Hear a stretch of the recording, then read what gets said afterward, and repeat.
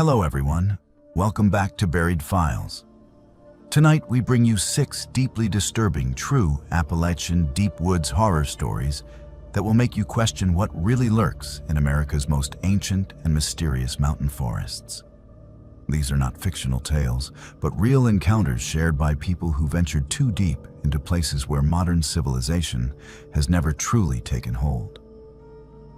Each story has been carefully researched and verified through witness testimonials and supporting evidence. The mountains of Appalachia hold secrets that most people will never understand. And perhaps that is for the best. If you enjoy authentic horror content that will keep you awake at night, subscribe to Buried Files and hit the notification bell so you never miss our latest investigations into the unknown. After you listen to these chilling accounts, we want to hear from you in the comments below about your own encounters with the unexplained. Now settle in as we explore the darkness that dwells in the deep woods. I have been bow hunting the Cherokee National Forest for 15 years. I know these ridges like the back of my weathered hands. I can tell you which hollows hold the biggest bucks, which creek beds run dry by August, and which stands of oak produce the sweetest acorns that draw deer from miles around. But what happened during the 2019 season made me hang up my bow for good. It started with the feeling of being watched.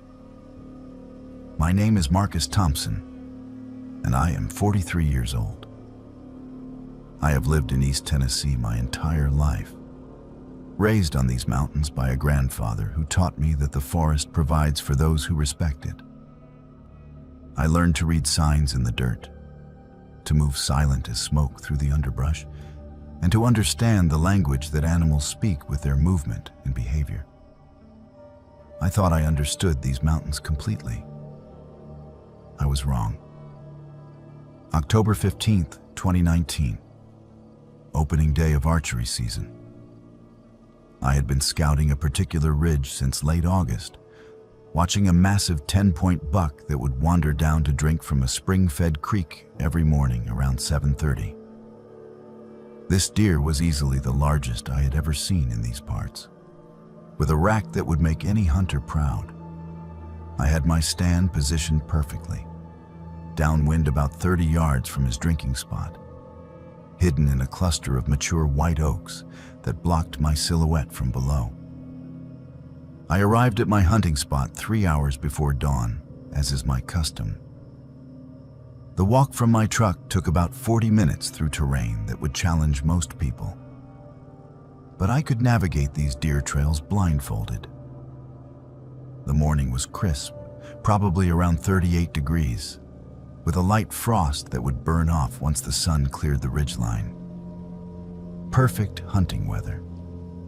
The kind of morning that makes you grateful to be alive and in the woods. I settled into my tree stand and began the patient wait that every bow hunter knows well. This is meditation time, when you become part of the forest ecosystem.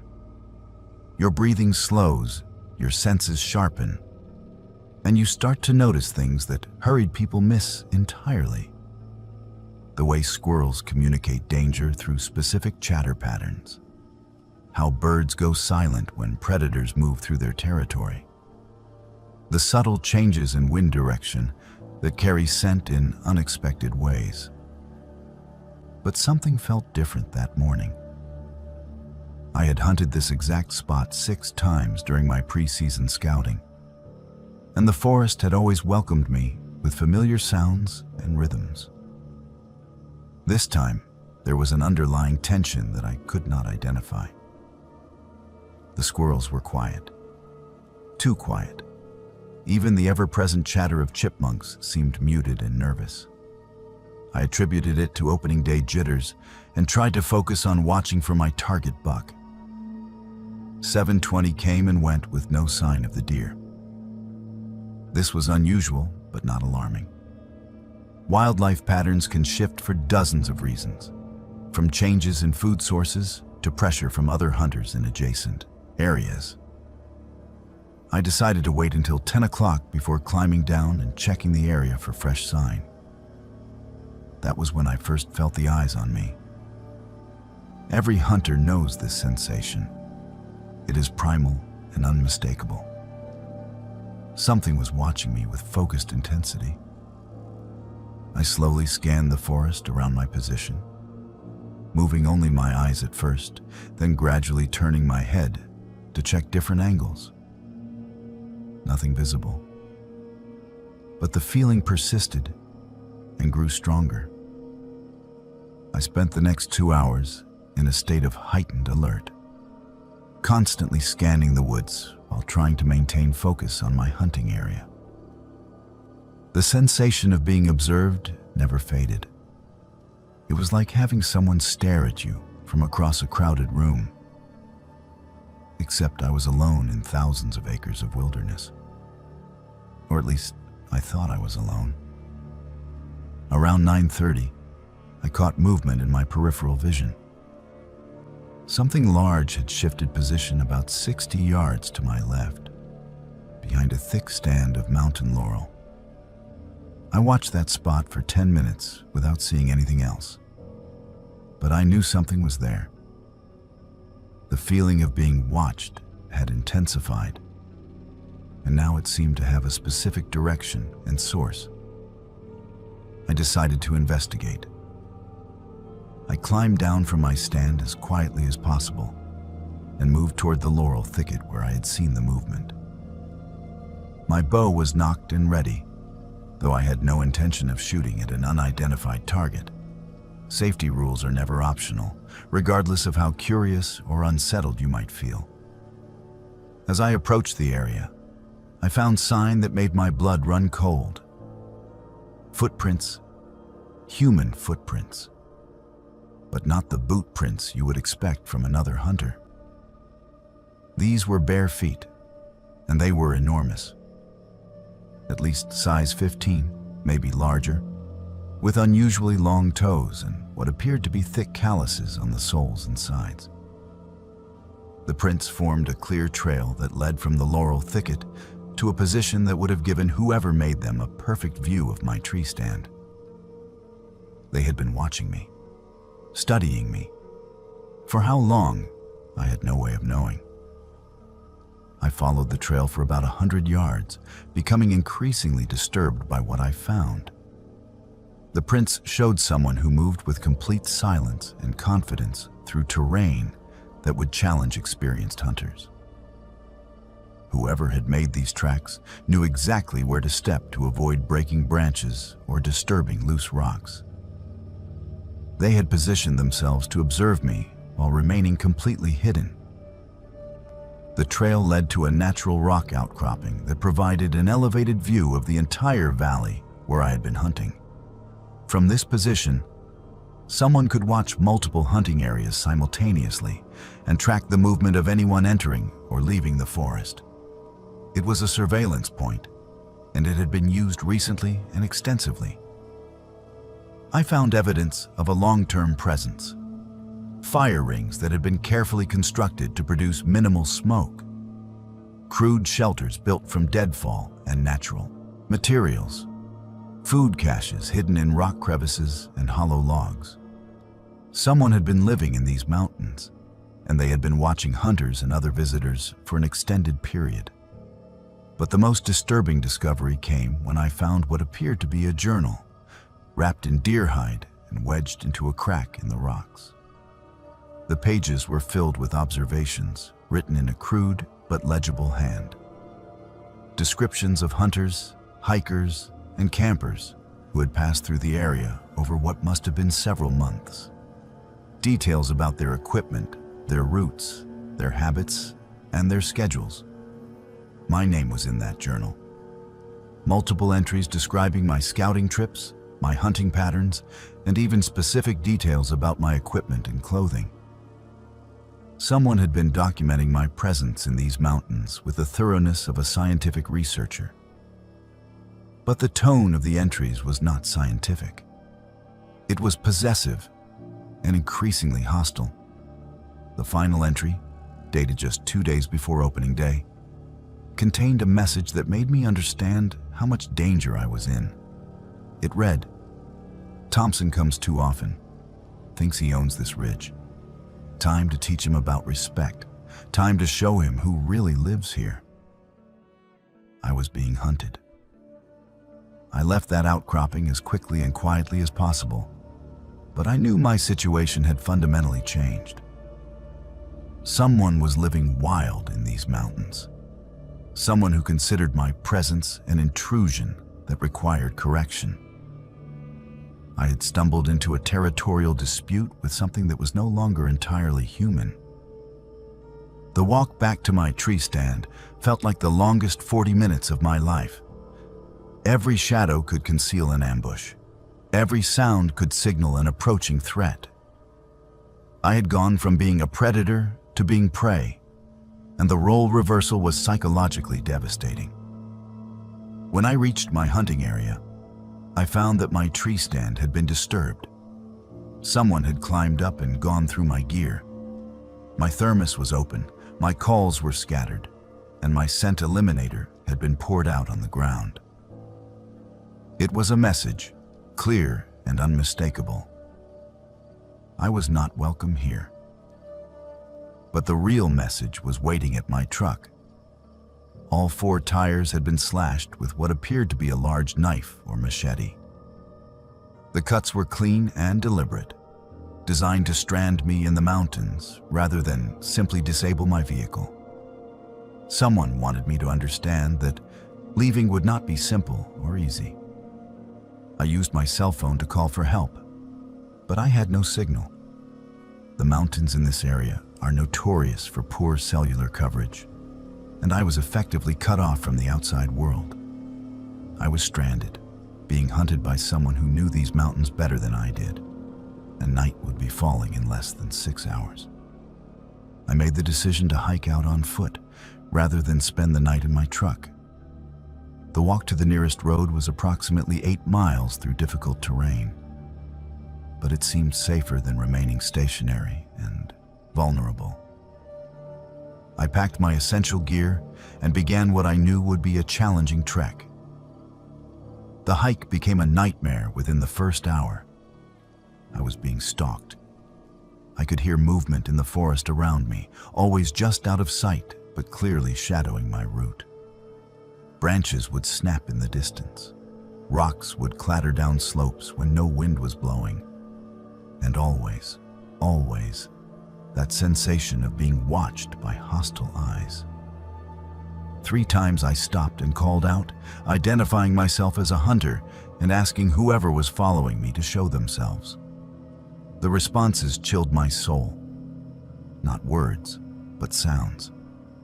Guttural vocalizations that seemed half human and half animal. Calls that spoke of rage and territorial aggression and something that had moved beyond normal human behavior. By the 4th mile, I realized that my stalker was not trying to remain hidden anymore. He wanted me to know he was there. He wanted me to be afraid. The psychological pressure was constant and building towards something that I did not want to experience. I began finding signs that he was moving ahead of me, positioning himself along my route. Fresh footprints crossing the trail I was following. Broken branches that had been snapped within the last few minutes. The unmistakable evidence that someone was setting up an ambush. Mile 6 brought the first direct contact. A rock, easily 5 pounds, came crashing through the trees and struck a pine trunk less than 3 feet from my head. The impact was so violent that bark exploded in all directions, and the sound echoed through the valley like a gunshot. There was no mistaking this for an accident or natural occurrence. Someone had thrown that rock with enough force to kill me if their aim had been better. I started running. The final 2 miles became a desperate flight through terrain that I knew could break an ankle or worse if I made a wrong step. But staying still meant facing whatever had been stalking me through the mountains. And I had no illusions about my chances in that confrontation. My bow would be useless at close range. and I was dealing with someone who had been living wild long enough to become something other than a normal human being. The sounds of pursuit followed me all the way to the road. Crashing through underbrush, inhuman vocalizations, and the constant sense of something large and aggressive closing the distance between us. I have never been more grateful to see asphalt and civilization than I was that evening when I finally stumbled out of the forest. A passing motorist stopped and gave me a ride to town, where I reported the incident to the local sheriff's department. They were polite, but clearly skeptical of my story. Vandalism and petty theft are common problems in areas with heavy hunting traffic, and they seemed to think I had encountered nothing more than local troublemakers trying to discourage competition. But I knew what I had experienced, and I knew it was far more dangerous than simple vandalism. I never went back to retrieve my truck or my tree stand. I wrote them off as a complete loss and considered it cheap tuition for a lesson that probably saved my life. The Cherokee National Forest is home to more than bears and deer. Something lives in those deep hollows and remote ridges that has chosen to remain hidden from modern civilization. Something that considers the mountains its exclusive territory and will defend that territory with lethal force. I sold my hunting equipment and have not returned to those mountains since 2019. I tell people that I lost interest in hunting, but the truth is that I learned I was never the apex predator I thought I was. Something else holds that position in the deep woods of Appalachia, and it does not welcome visitors or competition. Sometimes, late at night, I still feel those eyes watching me. I know it is just psychological aftermath from a traumatic experience, but the sensation is real and unsettling. I have trouble sleeping when the moon is full, and I find myself checking locks and looking out windows at shadows that probably contain nothing more dangerous than neighborhood cats. But probably is not the same as certainly, and I learned in those mountains that the impossible and the deadly can be the same thing. I am sharing this story not for attention or sympathy, but as a warning. The Cherokee National Forest, like many wilderness areas in Appalachia, contains things that do not appear on any official map or wildlife survey. If you hunt or hike in these mountains, understand that you are entering territory that belongs to something else. Something that has been there longer than our civilization and has no intention of yielding that territory to weekend visitors. Pay attention to the signs. Trust your instincts.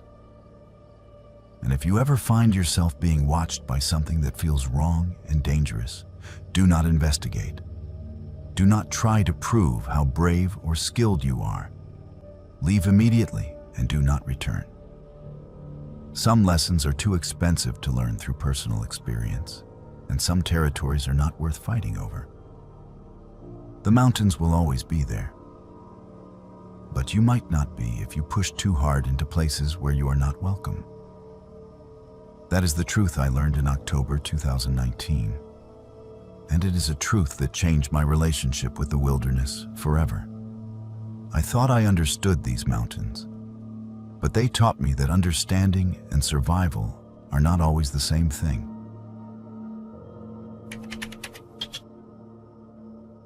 I was documenting abandoned settlements in the Monongahela National Forest for my graduate thesis in Appalachian Studies. The cabin I found on October 13th was not on any historical record, yet it contained fresh supplies and recent activity from the 1920s. What I experienced there has made me question everything I thought I understood about time, reality, and the nature of existence itself. I need to tell someone this story before I lose my mind completely. My name is Ashley Rivera, and I am 26 years old. I was pursuing my master's degree in Appalachian Studies at West Virginia University when this happened.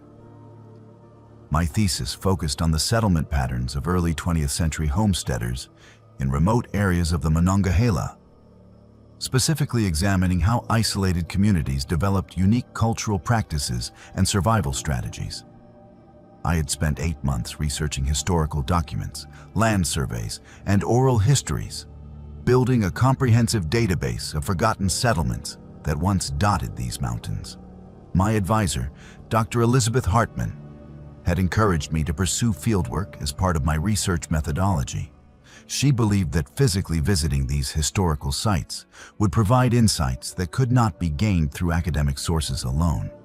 I agreed with this approach and had already successfully located and documented 12 abandoned homesteads using a combination of old property maps, geological surveys, and GPS coordinates derived from historical land grants. The 13th site should have been routine.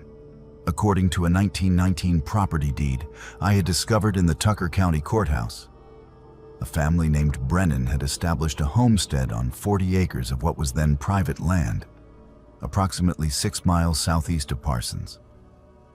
The deed indicated they had built a cabin, cleared several acres for farming, and maintained the property for at least 5 years before apparently abandoning it sometime in the mid-1920s.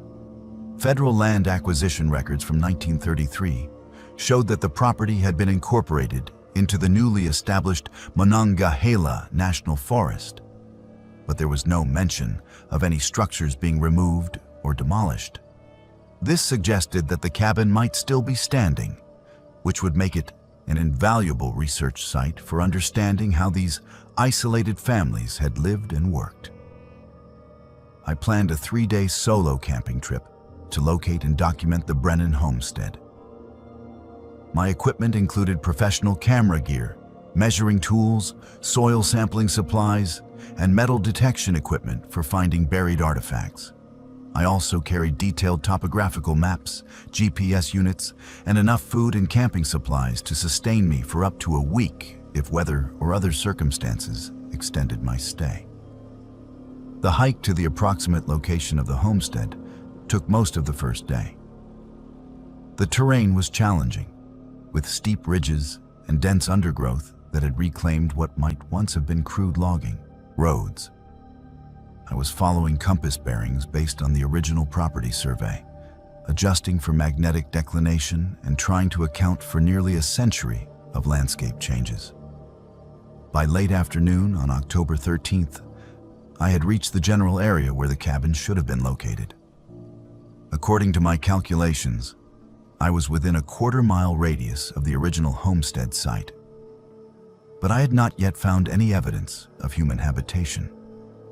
No foundation stones, no cleared areas, no fruit trees or other indicators that a family had once lived and worked this land. I decided to establish my base camp and conduct a systematic search pattern the following morning. I found a relatively flat area near a small creek and set up my tent as the sun was beginning to set behind the western ridges. The forest around my campsite was typical of this elevation and latitude. Mature hardwoods mixed with pine, thick undergrowth of rhododendron and mountain laurel, and the kind of deep wilderness silence that city people find either peaceful or unsettling.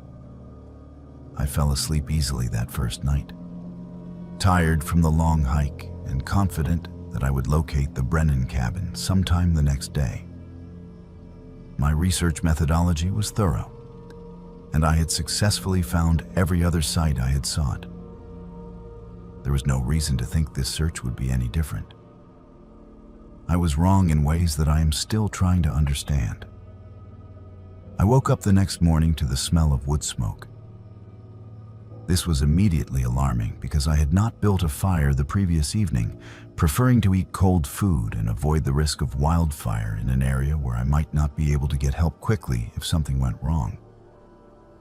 Yet the smell was unmistakable, and it was close. Very close. I unzipped my tent and looked around the campsite. No visible fire, no smoke. But the smell was stronger outside than it had been inside my tent. It was the specific scent of hardwood burning in a well-maintained fireplace or wood stove, not the acrid smell of a forest fire or carelessly managed campfire. I dressed quickly and began following my nose toward the source of the smoke. The scent trail led me southeast, up a gentle slope through a stand of mature oak trees that I had not explored the previous day. After about 10 minutes of walking, I saw it. A log cabin that had not been there the day before. I know how that sounds. I know what the rational explanations might be. I had been tired during my initial survey. The cabin was positioned in a natural depression that concealed it from most angles. The late afternoon light had been insufficient for proper visibility. There were a dozen reasons why I might have missed seeing a structure during my preliminary reconnaissance. But I knew, with absolute certainty, that this cabin had not existed the day before. The building was in remarkable condition for something that should have been abandoned for nearly a century. The log walls were solid and well chinked. The roof appeared to be in excellent repair. The windows had glass that was clean and unbroken. Most significantly, smoke was rising from the stone chimney, indicating an active fire inside. I approached carefully, unsure whether the cabin might be occupied by squatters, hunters, or some other modern presence that could explain what I was seeing. I called out several times, identifying myself as a researcher and asking if anyone was home. No response, but the front door was standing slightly ajar, as if inviting investigation. I decided to document the exterior before attempting to enter. Using my professional camera, I shot multiple angles of the structure, paying particular attention to construction details that might help date the building. What I saw through the viewfinder made no sense. The cabin appeared to have been built using early 20th century techniques and materials. Hand-hewn logs secured with traditional joinery. Foundation stones that showed the wear patterns of decades of seasonal freeze-thaw cycles. A stone chimney constructed with the kind of skilled masonry that was common in rural Appalachian construction from the 1910s and 1920s. But everything was too well preserved, too clean, too maintained for a structure that had supposedly been abandoned for nearly 100 years. I documented everything I could from the exterior, then approached the front door. It swung open at my touch, revealing an interior that defied rational explanation. The cabin was furnished and occupied. Not recently occupied, currently occupied. The fire in the stone fireplace was burning with fresh wood. The kitchen area contained food supplies that appeared to be in current use. Clothing hung from pegs on the walls. Personal possessions were scattered around the single room in the casual way that indicates active habitation. But everything was wrong. Historically wrong. The food supplies were in packaging that I recognized from historical photographs. Glass jars with handwritten labels. Cloth sacks containing flour and sugar. Preserved meats hanging from the rafters in the traditional mountain style. The clothing was period appropriate, but appeared to be recently worn and recently cleaned. The personal possessions told the same story. A straight razor and leather strop on a wooden washstand. Kerosene lamps with clean glass chimneys and recently trimmed wicks. Books and newspapers that bore dates from 1923 and 1924, but appeared to have been read recently and handled frequently. Most disturbing of all, there were signs of current activity. Wet dishes in a wooden wash basin. Food remains on a plate that suggested someone had eaten breakfast within the last few hours. Coffee grounds in a pot that was still slightly warm to the touch. I began photographing everything, trying to document what I was seeing while simultaneously trying to understand what I was experiencing. This was not an abandoned homestead that had been preserved by unusual environmental conditions. This was not a historical recreation or a museum exhibit. This was a cabin that appeared to be actively inhabited by people who were living in the 1920s. As I worked, I became aware of sounds outside. Footsteps on the wooden porch. Voices speaking in low tones that I could not quite make out. The sounds of daily activity that suggested people were approaching the cabin with the casual familiarity of residents returning home. I moved to the window and looked out, expecting to see modern people who might explain this impossible situation. Instead, I saw two figures dressed in clothing from the 1920s, walking toward the cabin with the easy confidence of people returning to their own home. The man was wearing work clothes that I recognized from historical photographs. Canvas pants, a cotton shirt, and leather boots that showed the wear patterns of daily use. The woman was dressed in a simple cotton dress with an apron, her hair arranged in a style that was popular in the early 1920s. They were talking to each other in voices that carried clearly through the morning air, but I could not understand what they were saying. Not because they were speaking quietly, but because the language itself seemed strange. It was recognizably English, but with an accent and vocabulary that sounded archaic, like something from a much earlier time period. I realized that I was about to be discovered in their home, and I had no idea how to explain my presence or my equipment.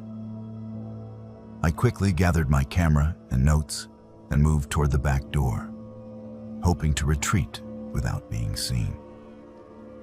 But as I reached for the door handle, I heard something that made my blood run cold. The woman was calling my name, not calling to me, but talking about me. She was telling the man that Ashley was here, looking through our things again.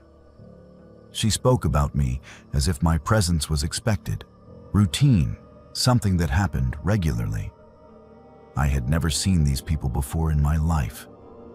I pushed through the back door and ran toward the tree line, no longer concerned with stealth or documentation.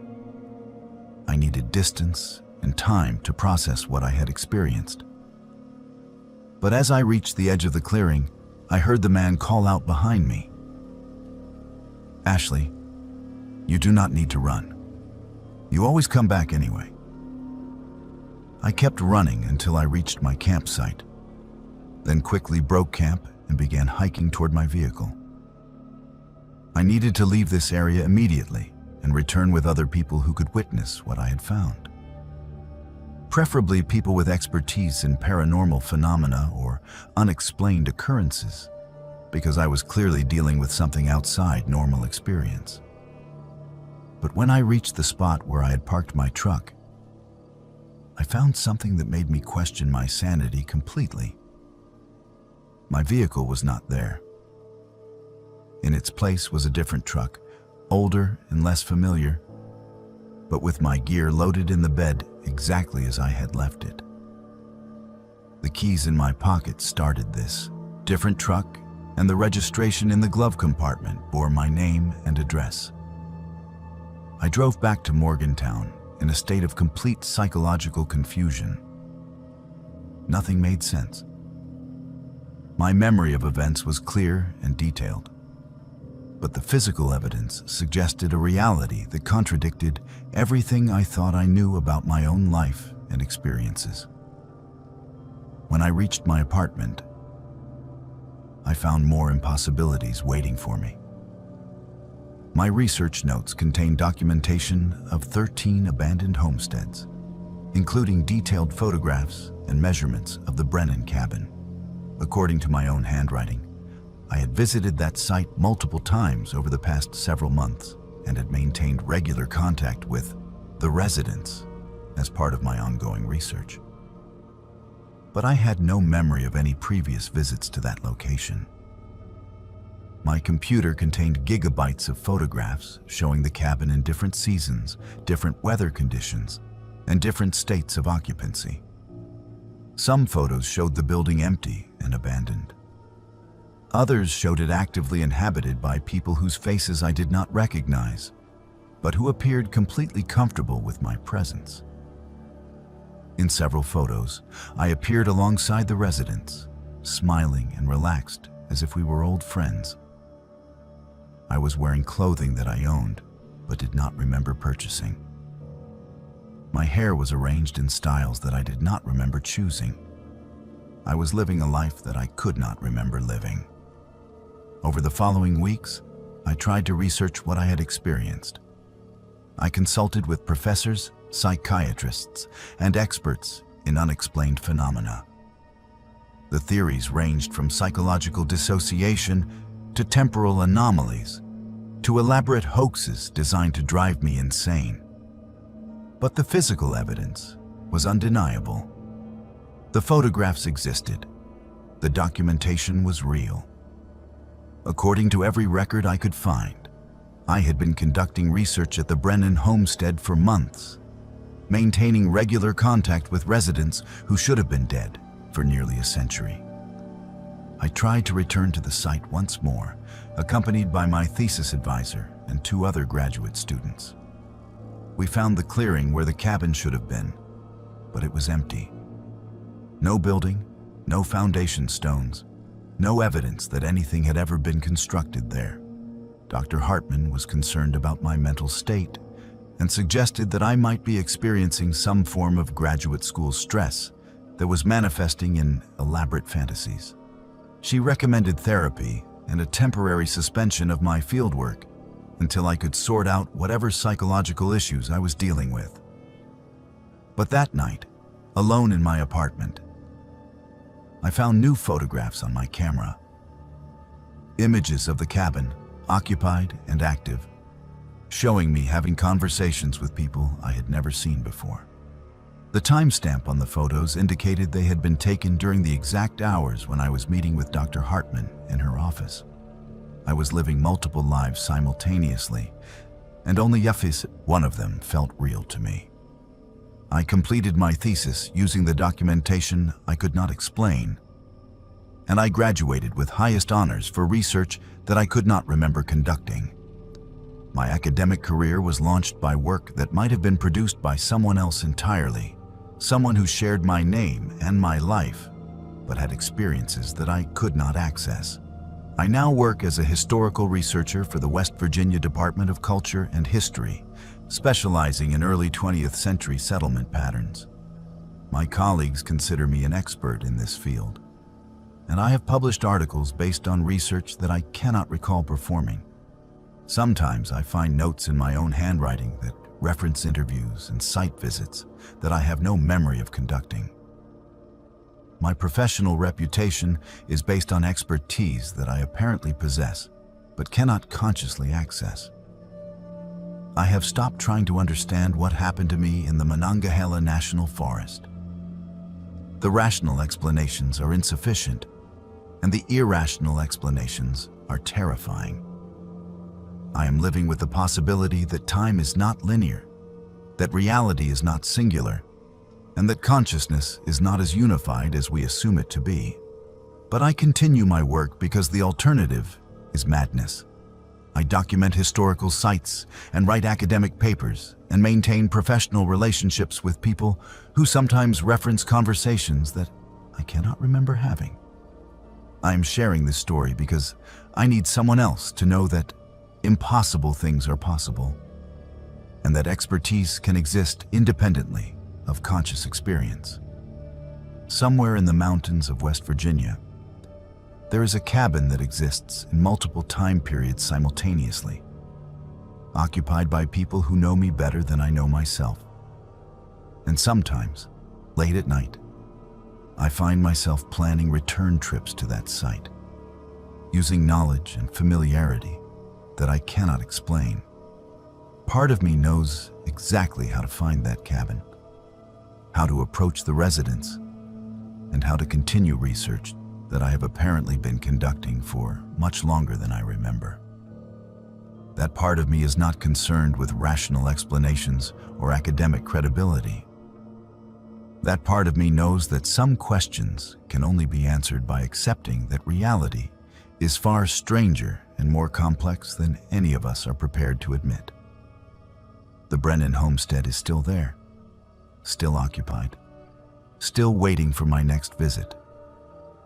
And despite everything I have experienced, I know that I will return there again, whether I remember choosing to do so or not. That is the truth I learned in the Monongahela National Forest, and it is a truth that has become the foundation of a life I cannot fully remember living. My grandfather always warned our family never to fish Blood Creek after sunset. He said our bloodline owed a debt to something that lived in those waters. I thought it was just mountain superstition until the night I discovered what happens when you ignore family warnings. What I experienced changed my understanding of debt, obligation, and the price that some families pay for their survival in these mountains. My name is Daniel Mitchell, and I am 31 years old. I was born and raised in Letcher County, Kentucky, in a hollow that has been home to my family for 6 generations. The Mitchell name goes back to the 1870s in these parts, when my great-great-grandfather Silas settled here after the Civil War with nothing but a pregnant wife and a determination to carve out a life in land that nobody else wanted. Blood Creek runs through our family property, a narrow waterway that winds down from the high ridges and eventually feeds into the Cumberland River system. It earned its name from the reddish iron deposits that color the water during certain seasons, though local folklore attributes the color to more sinister origins.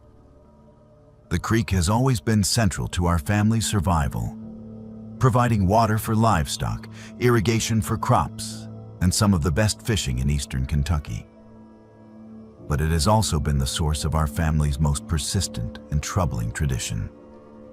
Every generation of Mitchell men has been taught the same warning from childhood. Never fish Blood Creek after sunset. Never disturb the water during the dark hours. And never, under any circumstances, ignore the debt that our family owes to whatever lives in the deep pools where the creek bends around ancient limestone formations. My grandfather, Robert Mitchell, was the keeper of our family's oral history. He knew stories that went back 5 generations, tales passed down from father to son with the solemnity of sacred obligation. According to his accounts, our family's survival in these mountains came at a price that was negotiated long before I was born. The story, as he told it, began with my great-great-grandfather Silas during his first winter on the property. The winter of 1871 was brutal, even by Appalachian standards. Snow fell early and deep, and temperatures stayed below freezing for weeks at a time. Silas and his pregnant wife Mary were facing starvation, with no neighbors close enough to provide help and no resources to get them through until spring. Desperate and facing the death of his family, Silas began fishing Blood Creek during all hours, including after dark when fishing was traditionally forbidden by local custom. The old-timers had warned him about disturbing the water after sunset, but hunger makes people ignore warnings that well-fed folk take seriously. On the night of December 21st, the winter solstice, Silas caught something that was not a fish. According to my grandfather's telling, the creature that emerged from the deep pool was ancient and hungry, something that had lived in these mountain waters since before white settlement began. It was intelligent, capable of communication, and very interested in making a bargain with the starving homesteader who had disturbed its winter rest. The deal was simple. The creature would ensure that the Mitchell family survived and prospered on this land, that our crops would grow in soil that defeated other farmers, that our livestock would thrive in conditions that killed other animals, and that we would always have enough to eat regardless of weather or economic circumstances. In return, every 3rd generation, the Mitchell family would provide an offering to maintain the agreement. Not money or possessions, but something more personal and permanent: blood, life force, a payment that would renew the contract and ensure the creature's continued protection of our family line. My grandfather was the offering from his generation. His older brother Thomas had been selected, but Thomas died in a mining accident before the debt could be collected. This left my grandfather as the designated payment. And on his 21st birthday, he walked down to Blood Creek after midnight to honor the family obligation. He never told me exactly what happened during that encounter, but he returned changed. He was weaker physically for the rest of his life, prone to exhaustion and illness that doctors could never properly diagnose.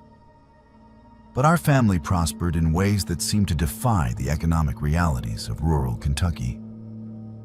Our tobacco crops yielded better than our neighbors.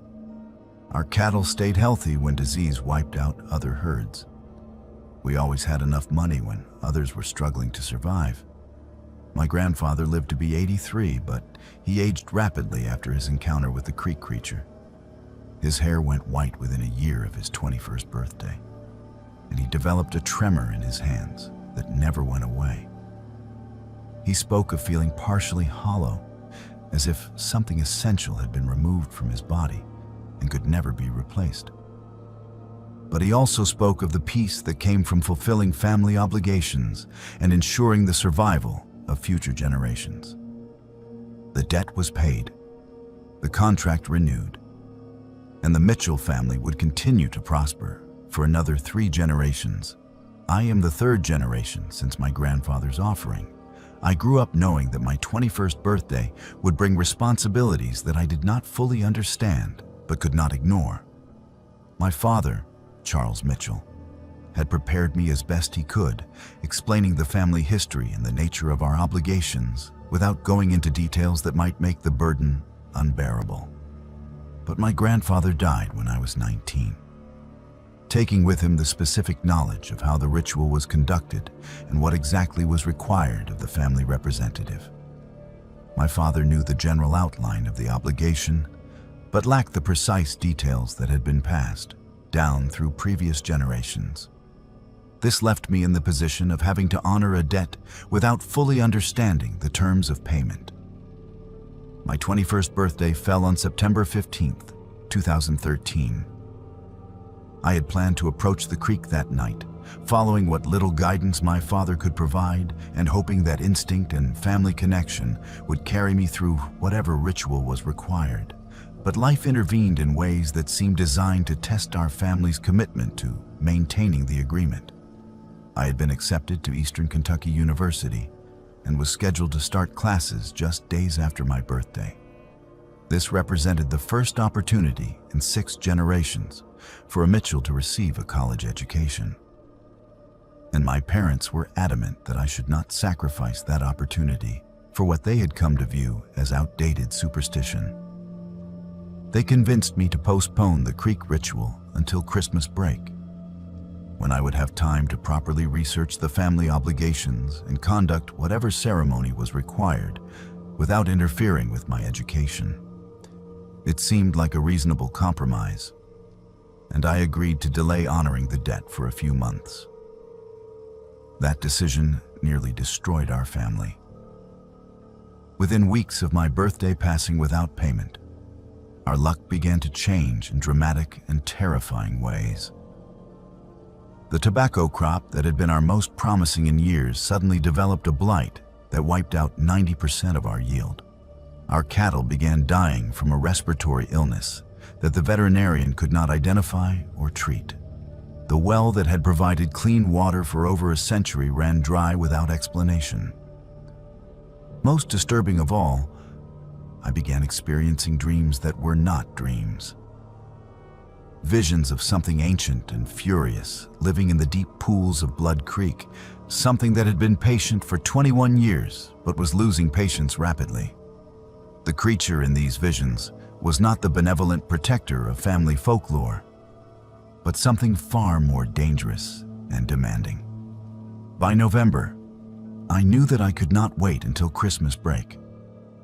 The family debt was compounding with interest, and the consequences of delayed payment were escalating beyond anything our ancestors had experienced. On November 23rd, 3 days before Thanksgiving, I walked down to Blood Creek at midnight to honor the obligation that I should have fulfilled 2 months earlier. The night was cold and clear, with a full moon that turned the creek water silver, except in the deep pools where shadows gathered like living things. I brought with me the few ritual items that my grandfather had mentioned over the years. A knife that had belonged to Silas Mitchell, a leather pouch containing tobacco and salt, and a metal cup for whatever libation might be required. But I had no clear understanding of the ceremony itself, no knowledge of the words that should be spoken or the actions that should be performed. I was improvising a ritual that my family had conducted successfully for 5 generations, hoping that good intentions would compensate for poor preparation. I called out to the creek, identifying myself as Daniel Mitchell and acknowledging that I had come to honor my family's debt. For long minutes, nothing responded except the sound of water moving over rocks and the distant calls of night birds. Then the water in the deepest pool began to move in ways that had nothing to do with current or wind. What emerged from Blood Creek was nothing like the creature of family folklore. This was not a benevolent protector that had helped our family prosper in exchange for periodic offerings. This was something ancient and alien and utterly indifferent to human welfare or survival. The creature was approximately human in size, but completely inhuman in form. Its skin was the color of old leather, covered with scales that reflected moonlight like wet stones. Its eyes were large and dark, positioned on the sides of its head like a fish, but capable of focusing forward with predatory intensity. When it spoke, its voice was the sound of water moving through deep caverns. It did not negotiate. It did not explain. It simply presented me with the terms of payment that my family had agreed to 5 generations earlier. Terms that were far more specific and demanding than anything my grandfather had ever described. The Mitchell family debt was not a simple offering of blood or life force. It was a binding contract that required the designated family member to serve as a guardian of the creek for the remainder of their natural life. To live in the water during the dark hours, to protect the creature's territory from intrusion, and to ensure that the ancient agreements with the land itself were maintained. My grandfather had not been weakened by giving up part of his life force. He had been changed by spending half of each day living underwater as something other than human. The creature explained that my delayed payment had created complications. Other families in the area had similar agreements with similar entities, and my failure to honor the Mitchell obligations on schedule had disrupted the balance of power among the various guardians of different water sources.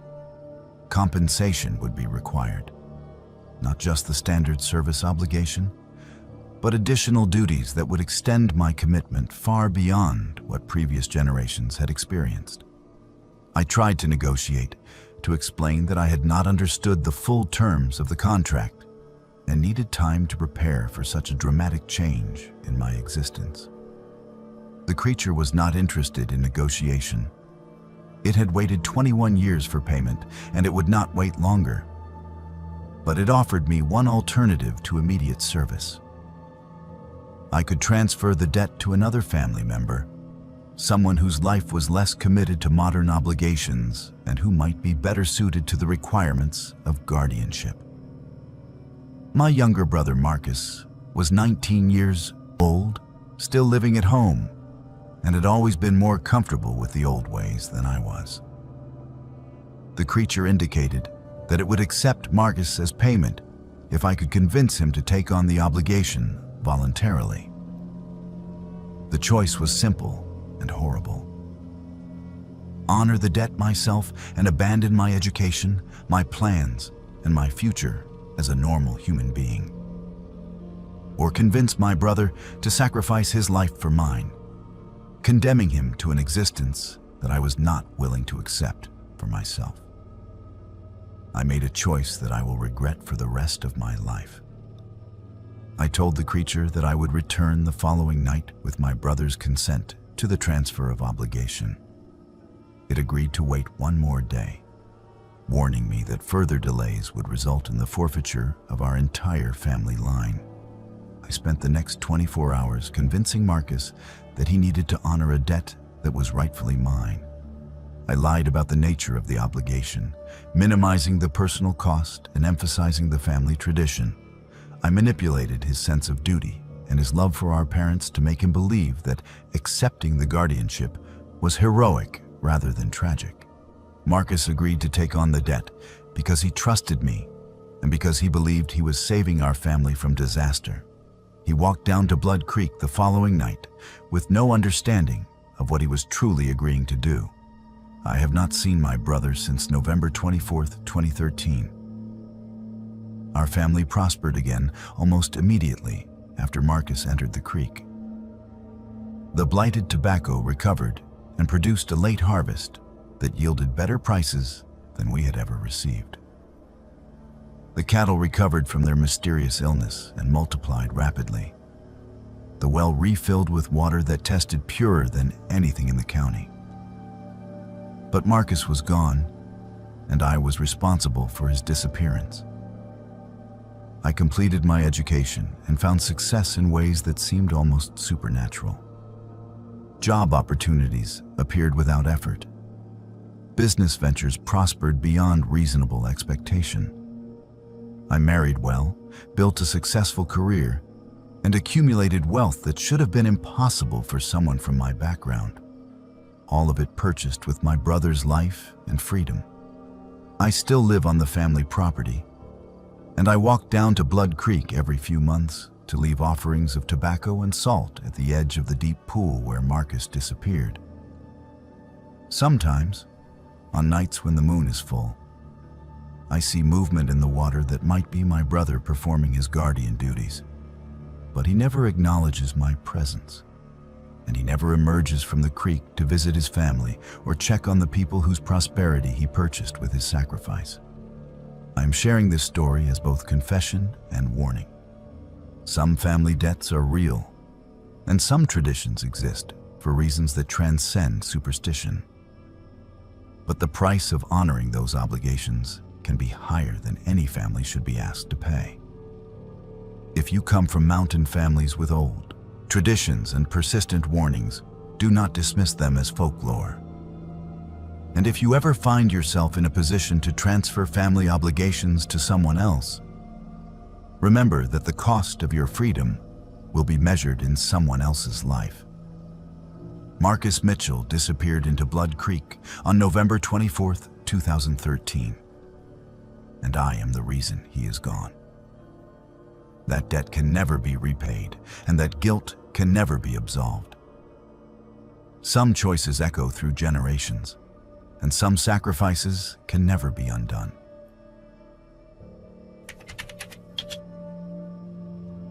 I needed to get away from everything after my divorce, so I planned a week-long solo hike through the Blue Ridge Mountains.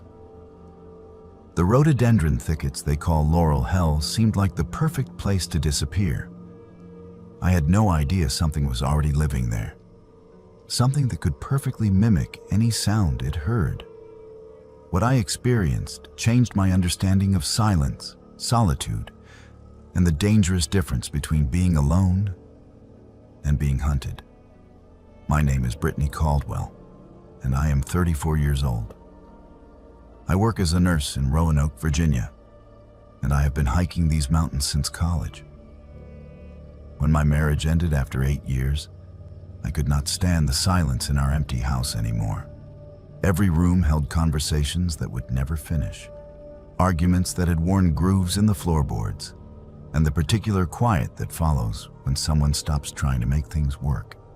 I planned a solo trip into a section of the Blue Ridge that I knew from trail maintenance work years earlier. The area is not officially mapped, just old logging roads that wind into dense rhododendron tunnels where the trail becomes more of a suggestion than a path. Locals call it Laurel Hell because the growth is so thick you can get lost within 50 yards of where you started. I wanted isolation.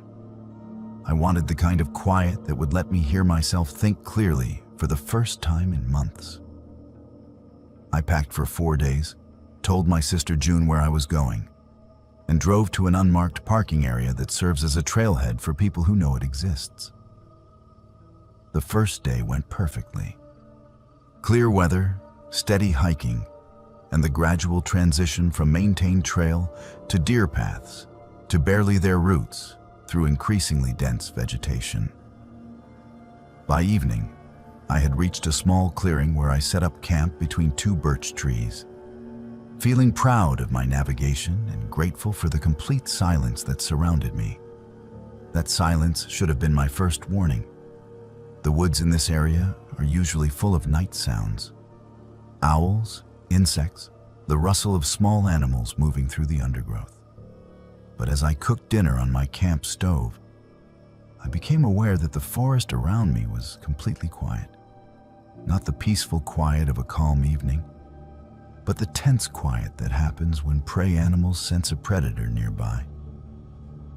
I finished eating and was cleaning my cookware when I heard my name called from the darkness beyond my campfire. Britt. It was my ex-husband's voice, speaking with the exact tone he used when he was trying to apologize for something without actually saying he was sorry. The voice came from the woods, about 30 yards from my camp, but there was no way David could be here.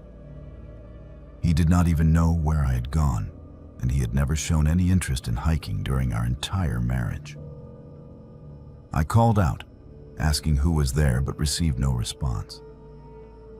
I told myself it was another camper playing a joke, or maybe a hunter who had somehow learned my name from overhearing my phone conversations at the trailhead.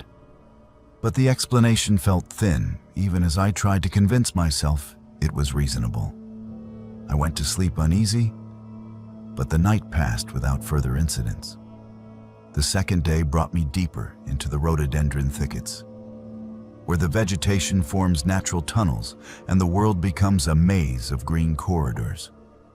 This is challenging hiking under the best circumstances, requiring constant attention to route finding and a willingness to backtrack when passages dead end into impenetrable walls of branches. But something was wrong with the acoustics in these thickets. Sounds were not behaving the way they should in a natural environment. I would hear a bird call from my right, and then the exact same call would repeat from my left with identical timing and pitch, as if it were an echo that had somehow changed direction. Water sounds moved without any visible stream. I would hear dripping from ahead of me, follow the sound, and then hear the same dripping pattern start up behind me in the area I had just left. The wind seemed to have seams, with gusts starting and stopping in discrete sections rather than flowing naturally through the forest. Most disturbing were the footsteps. I would hear the sound of someone walking parallel to my route, matching my pace, but staying just out of sight behind the wall of vegetation. When I stopped, the footsteps stopped. When I changed direction, they changed direction. But when I tried to approach the source of the sounds, I found nothing but empty forest. During my lunch break, I heard my own voice call out from the thicket. "We could stay here," it said, using the exact tone and inflection I had used 2 months earlier when I was trying to convince David to try marriage counseling. The voice was mine, but I was not speaking. I was sitting alone, eating a granola bar, when my own words came back to me from the woods. That was when I realized I was not dealing with other hikers or natural acoustics. Something in these thickets was learning from me, copying the sounds I made and the voices I knew, but not quite getting them right. I decided to push for higher ground, hoping to get above the densest vegetation and find my way back to more traveled areas. But the climb toward the ridge took me through even thicker rhododendron, where the branches formed a canopy so dense that it felt like hiking through a tunnel. The voice activity intensified as I climbed. I heard my sister June calling my name. Then my mother humming a song she used to sing while doing housework. Then David again, using the pet name he had called me early in our relationship, before things went wrong. None of the voices were quite right. They had the correct words and approximately the right pitch, but they lacked the natural breath patterns and subtle imperfections that make human speech sound human. It was like listening to a very sophisticated recording device that was trying to learn how to be a person. I reached a saddle between two hills and made camp as the sun was setting. I chose the spot because there was clear ground and good visibility in multiple directions. I did not want to spend another night surrounded by dense vegetation where something could approach without being seen. As darkness fell, the vocal activity around my camp became constant and increasingly sophisticated. The entity, whatever it was, began combining different voices to have conversations with itself. I heard my mother and my sister discussing my hiking plans. I heard David apologizing to me in words he had never actually spoken. I heard myself agreeing to things I had never agreed to. The most disturbing moment came when I heard a child crying in the woods below my campsite. Every instinct I have as a nurse and as a human being told me to investigate, to offer help to someone who sounded lost and frightened. But I had learned enough about this entity to know that the crying was just another mimicry, another attempt to manipulate me into leaving my camp and venturing into the darkness where it could approach more closely. I stayed in my tent and listened to the crying continue for over an hour, perfectly consistent in timing and pitch, never varying the way real distress would vary. It was a performance, and I was the intended audience.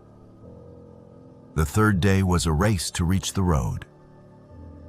I abandoned my planned route and pushed directly toward the nearest service road, using compass bearings and topographic landmarks to maintain direction through terrain that seemed designed to confuse and misdirect.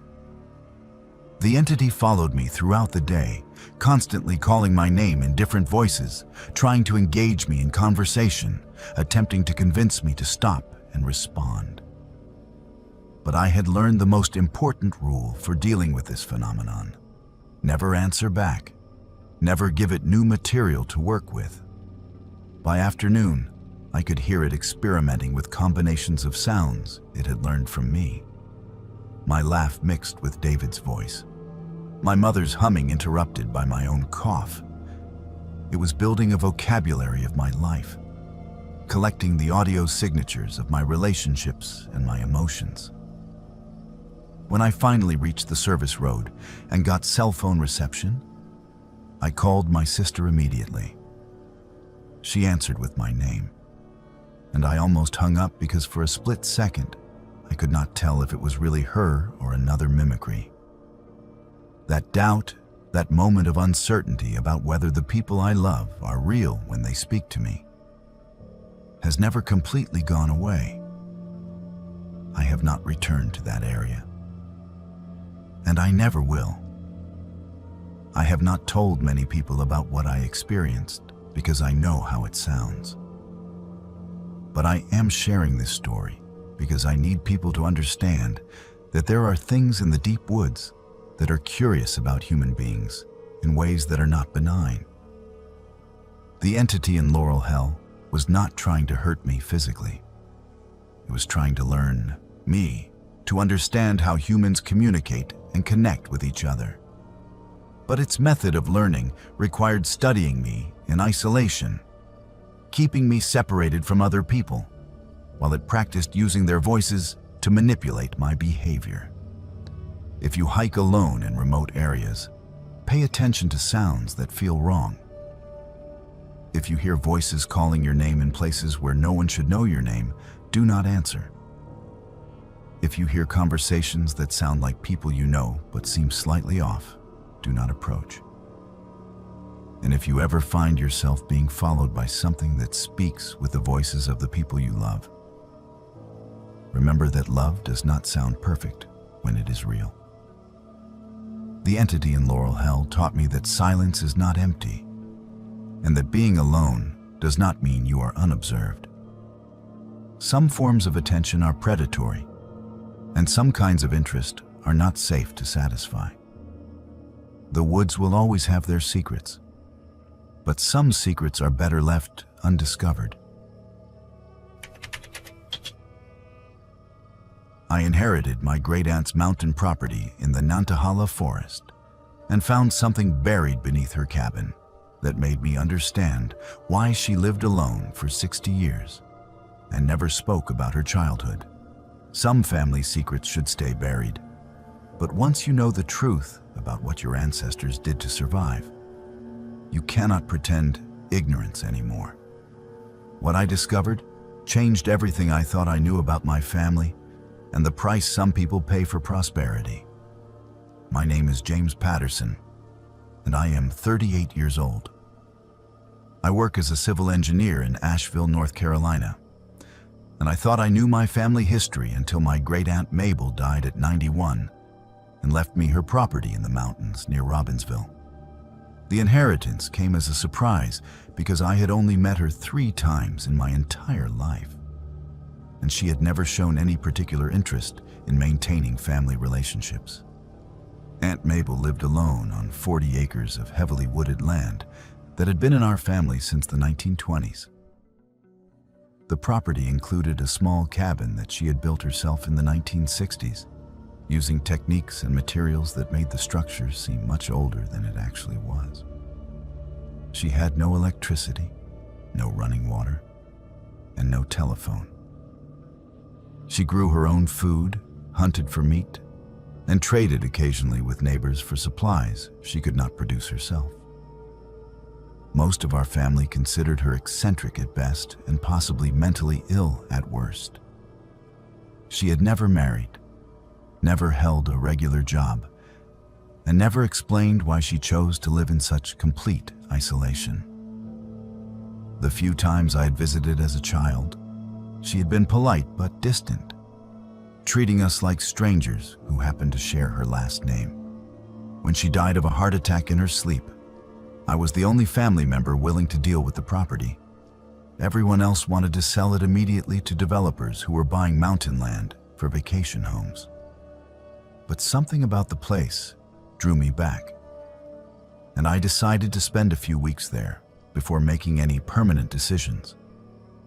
The cabin was larger than it appeared from the outside, with a main room, a small kitchen, and a sleeping loft accessible by a ladder. The construction was solid and practical, built to last through mountain winters and summer storms. But there were architectural details that seemed strange for a structure built in the 1960s. The foundation was much more extensive than necessary for a cabin of this size. Stone walls extended deep into the ground, creating what appeared to be a partial basement or root cellar beneath the main structure.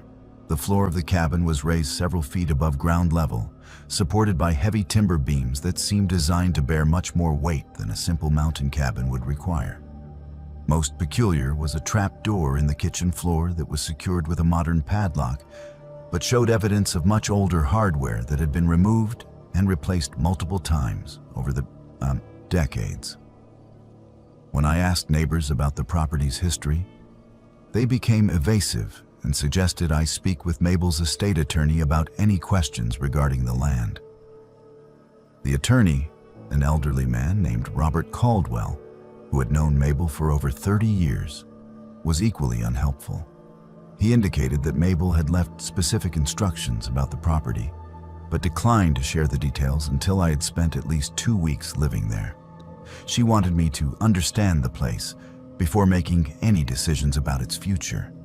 I thought this was typical mountain eccentricity until I began finding things that suggested the property had a history that extended far beyond my aunt's 60 years of residence. while cleaning out a storage shed, I discovered tools and equipment that dated to the early 20th century. Hand-forged farming implements, oil lamps with glass chimneys blackened by decades of use, and wooden boxes filled with household items that looked like they belonged in a museum of Appalachian life. But more disturbing were the children's belongings mixed in with these antiques. Shoes in various sizes, clothing that had been carefully mended and remended, toys carved from wood with initials scratched into them. The quantity suggested that many children had lived on this property over an extended period of time, which contradicted everything I knew about my family history. According to our family records, my great-great-grandparents had homesteaded this land in 1923 with their 2 children, including my great-grandfather, Samuel Patterson. There had never been any mention of other children living on the property, and the isolated location made it unlikely that neighborhood children would have left belongings here. I decided to investigate the locked trapdoor in the kitchen floor. The padlock was modern, but the iron hardware around it showed signs of being much older, with layers of paint and rust that suggested it had been secured and reopened many times over the decades. Using bolt cutters, I removed the padlock and lifted the trapdoor. Below was a set of stone steps leading down into a chamber that was much larger and more complex than any root cellar I had ever seen. The underground space had been carved directly into the bedrock and reinforced with fitted stone walls. It consisted of multiple rooms connected by narrow passages, all illuminated by whatever daylight filtered down through the trapdoor opening. The construction was professional quality, requiring engineering knowledge and significant labor to complete. But the purpose of these rooms became horrifyingly clear as I explored them. The largest chamber contained the remains of primitive sleeping areas. Straw mattresses arranged in rows, with iron rings set into the stone walls at intervals that suggested restraints. A wooden bucket in one corner and a crude drainage system indicated that people had been held here for extended periods without access to proper sanitation. The walls were covered with names and dates carved into the stone.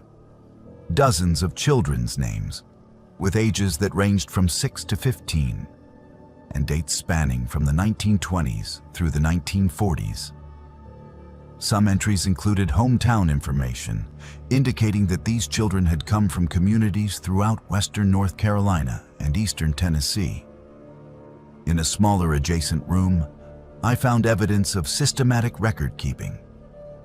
Wooden boxes contained ledgers, written in careful handwriting, that documented the placement of children with families throughout the region.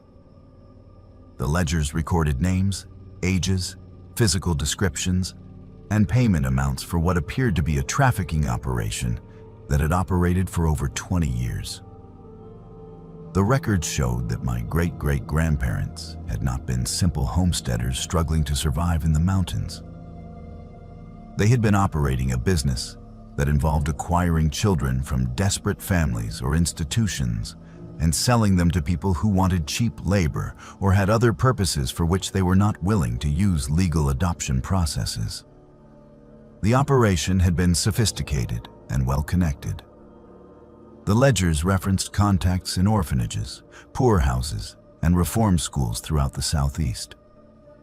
There were code names for buyers and detailed notes about their preferences and requirements. Most disturbing were the margin notes that tracked which children had satisfied expectations and which had required replacement. I found correspondence that made it clear this was not a small-scale operation run by desperate people. The letters discussed shipments of 20 or more children at a time, payment schedules that involved substantial amounts of money, and coordination with similar operations in other states. My family had not been poor mountain farmers. They had been successful criminals operating a business that destroyed the lives of hundreds of children over 2 decades. The final room contained evidence of what happened to children who could not be placed successfully. A collection of small personal items, shoes, clothing, toys, that had belonged to children whose names appeared in the ledgers but had no corresponding placement records. In the corner was a pile of small bones that I did not examine closely enough to identify. But that filled me with a sick certainty about the fate of children who had become liabilities to the operation. I spent 3 days documenting everything I found before I could bring myself to contact the authorities. The evidence was overwhelming and undeniable, but it implicated not just my ancestors, but potentially dozens of other families throughout the region who had been customers of this trafficking network. The sheriff's department treated my report seriously, but explained that the crimes I was describing had occurred so long ago that prosecution was impossible. Most of the participants were dead, and the statute of limitations had expired decades earlier. They would investigate to determine if there were any recent crimes or ongoing activities. But the historical aspects of the case would likely be referred to academic researchers rather than criminal prosecutors. The estate attorney, Mr. Caldwell, was not surprised when I told him what I had found. He explained that Mabel had discovered the underground chambers when she built her cabin in the 1960s and had spent the rest of her life trying to decide what to do with the knowledge. She had consulted with lawyers, historians, and law enforcement over the years, but had never found a way to address the crimes without destroying the lives of innocent descendants who had no connection to the trafficking operation.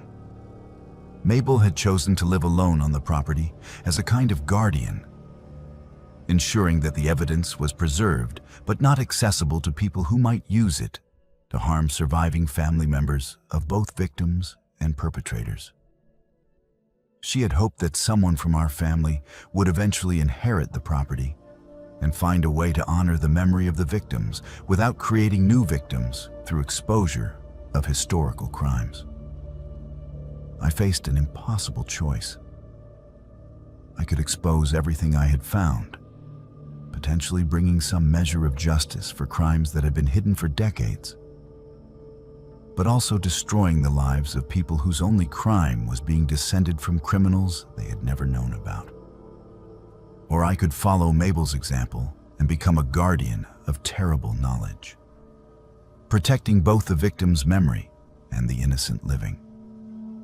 I chose a middle path.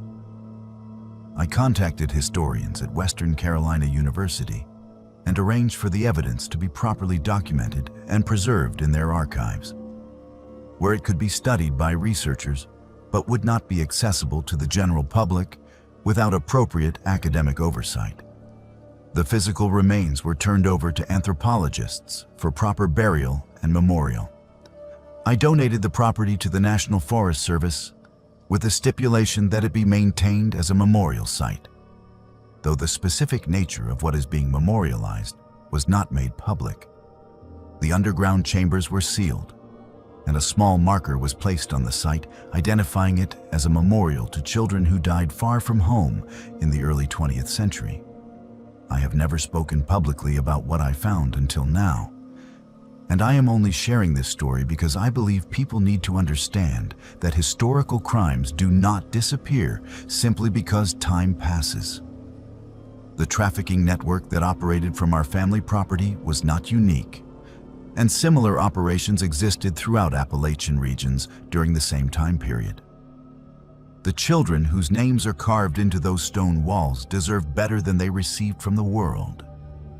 And they deserve better than being forgotten because their suffering is inconvenient to acknowledge. But they also deserve to have their story told without creating new victims among people who bear no responsibility for historical crimes. That is the burden I inherited along with 40 acres of mountain land. And it is a burden I will carry for the rest of my life. Some family secrets should stay buried, but others should be preserved and honored, even when the truth is too difficult for public consumption. The children who suffered and died on that property finally have a memorial, and their names have been recorded in academic archives where researchers can study their lives and deaths in the context of historical child welfare practices. It is not justice, but it is acknowledgement. And sometimes acknowledgement is the only form of justice that history allows us to provide. Every October, our small mountain community in North Georgia holds the Harvest Moon Festival, a tradition that goes back generations. Last year, I discovered that some traditions have been twisted into something far more sinister, and that our harvest celebration was feeding something ancient and hungry. What I learned cost me everything I loved about the place where I grew up, but it also saved my life. My name is Nicole Washington, and I am 29 years old. I was born and raised in Cedar Hollow, a community of about 200 people in the Chattahoochee National Forest. Our Harvest Moon Festival has always been the heart of our community life, bringing together every family for 3 days of celebration each October when the moon is full. The festival follows traditions that have been passed down for generations. We display the best crops from each farm, hold competitions for preserved foods and crafts, and gather for music and dancing that lasts until dawn. The celebration culminates with the selection of a harvest queen, a young woman who receives gifts from every family and leads the final procession that officially closes the festival. I had participated in this celebration my entire life and always viewed it as something beautiful and sacred. It made me proud of our community and confident that Cedar Hollow was a special place worth preserving. That changed last October when I was selected as Harvest Queen. The selection is made by 7 community elders who meet privately on the first night and announce their choice on the second day. I was surprised to be chosen instead of Sarah Mitchell, whose family owns the largest farm and who had been preparing for the role her entire life. But the announcement was met with genuine enthusiasm from the community. The first sign that something was wrong came when my grandmother pulled me aside after the ceremony. She was frightened, which was impossible because my grandmother had never been afraid of anything in her 78 years of mountain life. She told me that being Harvest Queen was both a great honor and a terrible responsibility, and that I needed to understand what the role truly meant. When I asked her to explain, she became evasive and said the other elders would provide the necessary information when the time was right.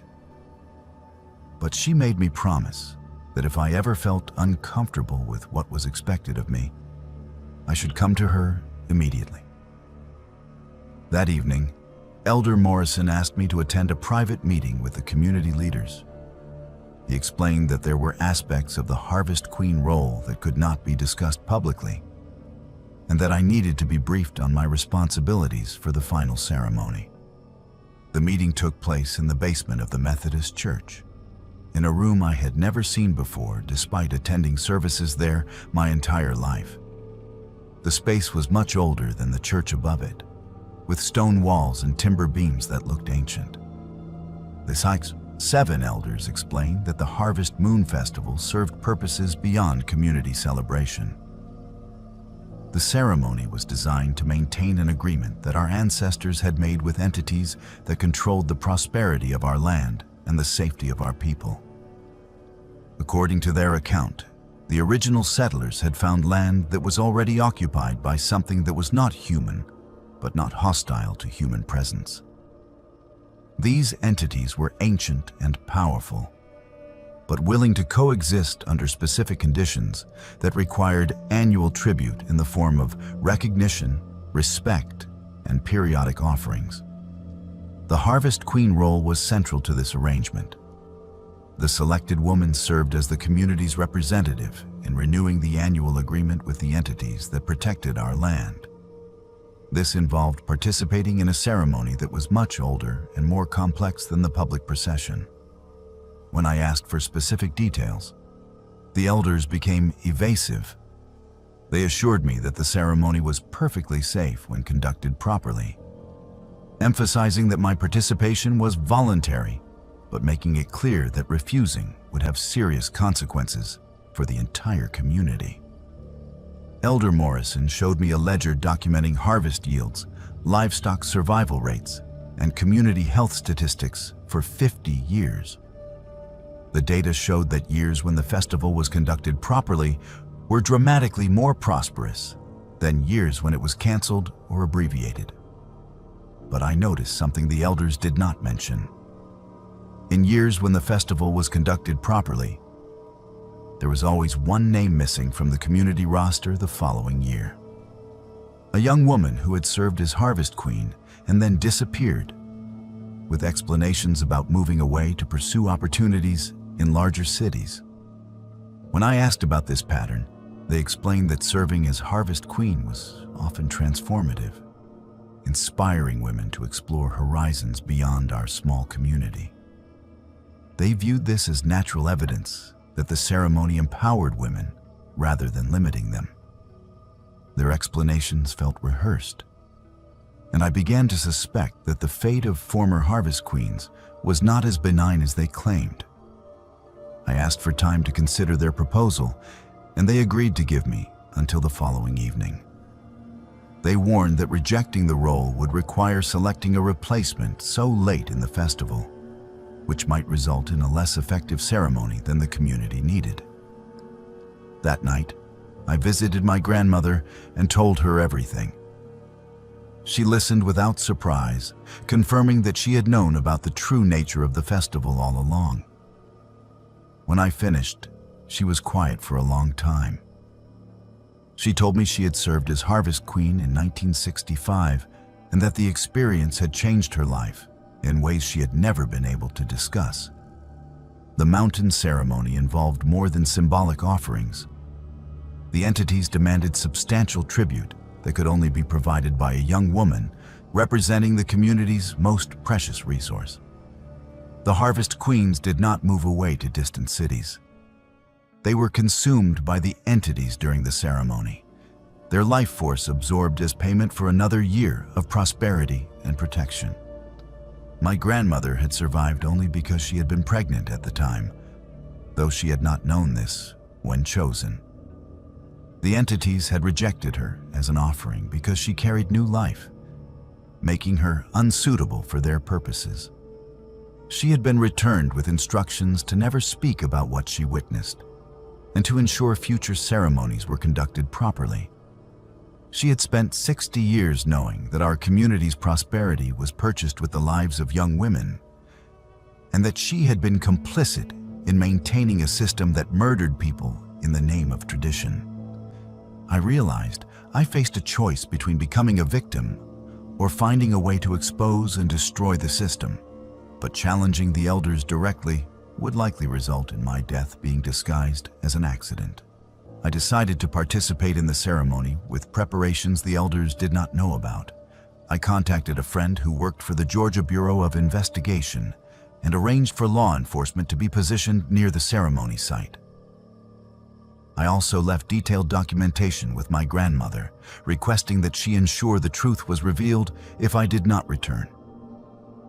The mountain ceremony took place in a clearing I had never seen before, despite growing up in these hills. The location felt wrong in ways I cannot describe, as if natural laws did not apply there. The entities that appeared were physical beings, ancient and alien, that had been living in these mountains since before human settlement. They communicated by speaking directly into minds rather than through normal hearing. The ceremony was exactly what my grandmother had described. The elders offered me as tribute to ensure another year of prosperity, and the entities prepared to accept the sacrifice that had been promised. But the law enforcement officers intervened before the ceremony could be completed. The confrontation revealed the full extent of the conspiracy that had controlled our community for over a century. 7 elders were arrested for conspiracy to commit murder. Investigations revealed evidence of dozens of previous killings dating back generations. The entities disappeared during the chaos, retreating to whatever deep places had sheltered them for millennia. Cedar Hollow was destroyed by the exposure of its darkest secret. Families moved away, rather than face the stigma of having participated in or benefited from ritualized murder.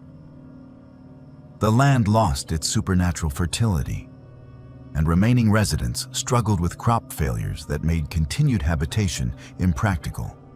I survived, but lost everything I had ever known about my home. The place where I had planned to spend my entire life became uninhabitable, not because of supernatural retaliation, but because the community could not survive the truth about what it had been built on. I now live in Atlanta and work as an advocate for victims of ritualized abuse. I share my story because similar situations exist in isolated communities throughout Appalachian regions. Traditional practices that seem harmless may conceal systems of exploitation and violence that have persisted for generations. Communities that appear to be thriving may be sustained by sacrifices hidden from outsiders and rationalized by people who benefit from maintaining the status quo. The Harvest Moon Festival was not a celebration of community values. It was a murder ritual disguised as cultural tradition. If you encounter communities with secretive traditions or unexplained patterns of disappearances, trust your instincts and seek help from outside authorities. Some secrets are kept to protect people, but others are kept because exposing them would reveal ongoing crimes. Cedar Hollow is empty now, and the entities that once protected it have retreated to places where humans cannot easily follow. The mountain clearing where generations of young women died is overgrown with vegetation that will not support normal plant life, as if the land remembers what happened there. That is the truth I learned about my community, and it cost everything to reveal. But some truths are worth telling regardless of the price, and some traditions deserve to be destroyed rather than preserved. Hello everyone, welcome back to Buried Files. Tonight we venture into the treacherous shadows of one of America's most haunting landmarks with 8 disturbing true accounts from the mysterious Skull Cliff region of the Grand Canyon. Each story we explore today has been meticulously documented from the personal testimonies of park rangers, hikers, researchers, and emergency responders who experienced the unexplainable terror that lurks within these ancient stone walls. These are not mere legends passed down through generations, but raw confessions from individuals whose lives were forever changed by what they witnessed in the depths of this cursed canyon territory. From photographers capturing images that should not exist to rescue workers discovering things that defy rational explanation. Tonight we uncover the buried truth about why certain areas of the Grand Canyon remain restricted to the public. To protect the identity and privacy of those brave enough to share their experiences, some names and specific locations have been carefully altered while preserving the terrifying reality of their encounters. If you are new to Buried Files, make sure to subscribe for daily true horror content that will keep you questioning what lies hidden in the shadows of our world. Hit that notification bell so you never miss when we unearth the next collection of forgotten nightmares. Drop a comment below and tell us about any unexplained experiences you have had in national parks or remote locations. I have been a professional landscape photographer for 15 years, but I have never shown anyone the last photos on my camera from that trip to Skull Cliff. My name is Marcus D'Angelo, and I have traveled across Arizona documenting the raw beauty of our desert landscapes for magazines like Southwest Living and National Geographic. I thought I had seen every angle, every hidden corner of the Grand Canyon region until that assignment in late October changed everything I believed about the places we think we know. The assignment came through my usual contact at Arizona Highways magazine. They wanted a winter feature on the lesser-known areas of the Grand Canyon, specifically focusing on the remote cliff formations that most tourists never see. The pay was excellent, and they gave me complete creative freedom. I had 3 days to capture 20 publishable shots of the Skull Cliff area, a section of the canyon that gets its name from the bone-white limestone formations that jut out like ancient vertebrae along the southern rim. I had researched the area extensively before making the trip. Skull Cliff sits about 40 miles from the main tourist areas, accessible only by a rough dirt road that requires four-wheel drive and local knowledge to navigate safely.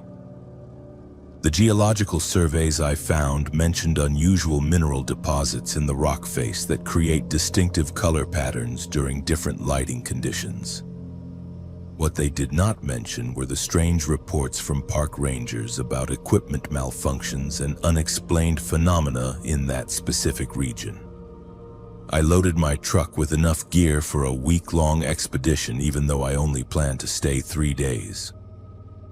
My equipment included 2 Canon cameras, multiple lenses ranging from wide-angle to telephoto, a heavy-duty tripod, lighting equipment, backup batteries, and enough memory cards to shoot thousands of images. I also packed camping gear, food, water, and emergency supplies because cell phone coverage in that area was non-existent, and help was hours away if something went wrong. The drive to Skull Cliff took nearly 6 hours from Phoenix, with the last 2 hours on increasingly rough terrain that tested both my truck and my determination. When I finally reached my planned campsite, the sun was already beginning to set, casting long shadows across the canyon walls. The limestone formations really did look like massive skulls emerging from the earth, and I immediately understood why early settlers had given the area such an ominous name. I set up camp quickly and prepared my equipment for the golden hour photography that would begin at dawn. The silence out there was absolute, broken only by occasional wind through the rock formations. I had photographed in remote locations before, but something about Skull Cliff felt different from the moment I arrived.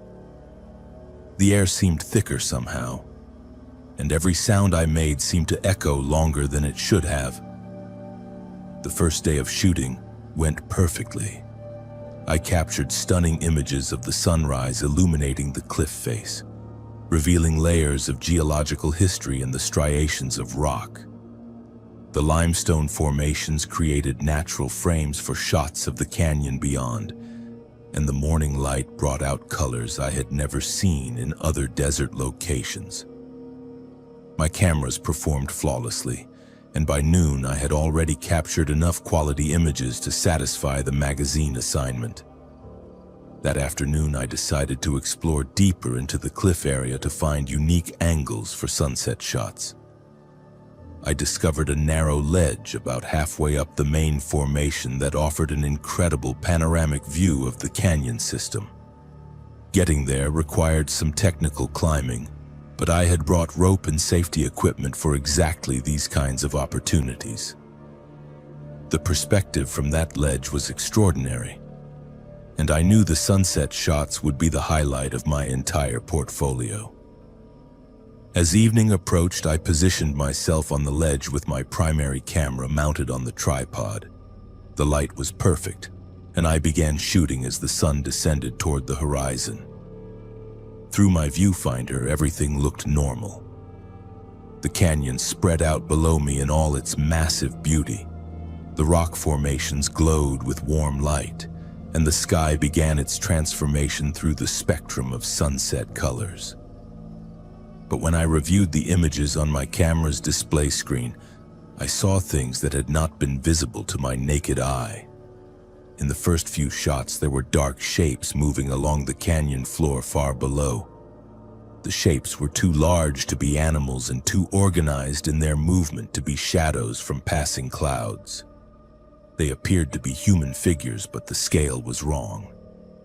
If they were people, they would have had to be at least 12 feet tall to be visible from my position at that distance.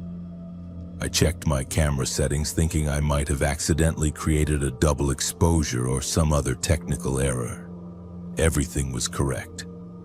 I looked down at the canyon floor again, scanning carefully for any sign of movement. I saw nothing but empty desert and rock, but when I took another series of shots and reviewed them immediately, the dark figures were still there, now closer to the base of Skull Cliff directly below my position. The rational part of my mind tried to find logical explanations. Maybe atmospheric conditions were creating some kind of optical illusion that the camera sensor was picking up differently than my eyes. Maybe heat distortion was causing distant objects to appear larger than they actually were. Maybe shadows from the complex rock formations were combining in ways that created the appearance of moving figures.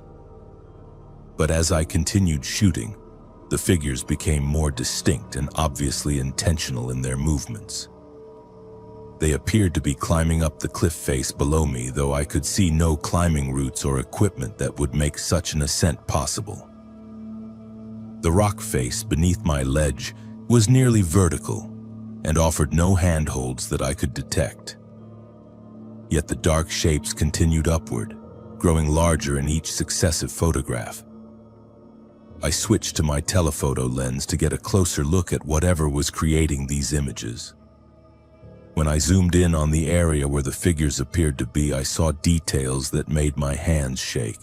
The shapes had human-like forms but wrong proportions.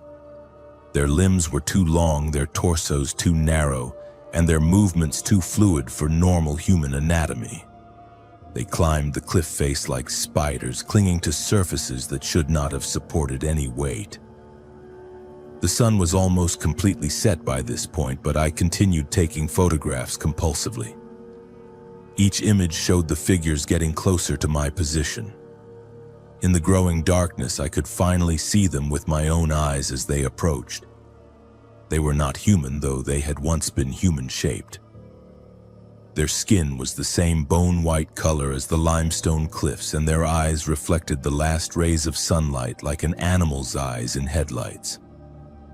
I had no rational explanation for what I was witnessing. These beings, whatever they were, existed in a way that my camera could detect before my eyes could see them clearly. They moved with purpose and intelligence, and they were definitely climbing toward my ledge. I packed my equipment as quickly as possible, but my hands were shaking so badly that I nearly dropped my primary camera twice. The rappel down from the ledge was the most terrifying few minutes of my life.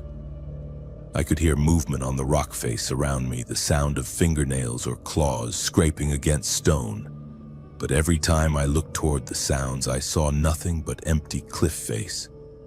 My camera, hanging from its strap around my neck, continued to fire automatically as I descended, the flash illuminating the darkness in brief bursts.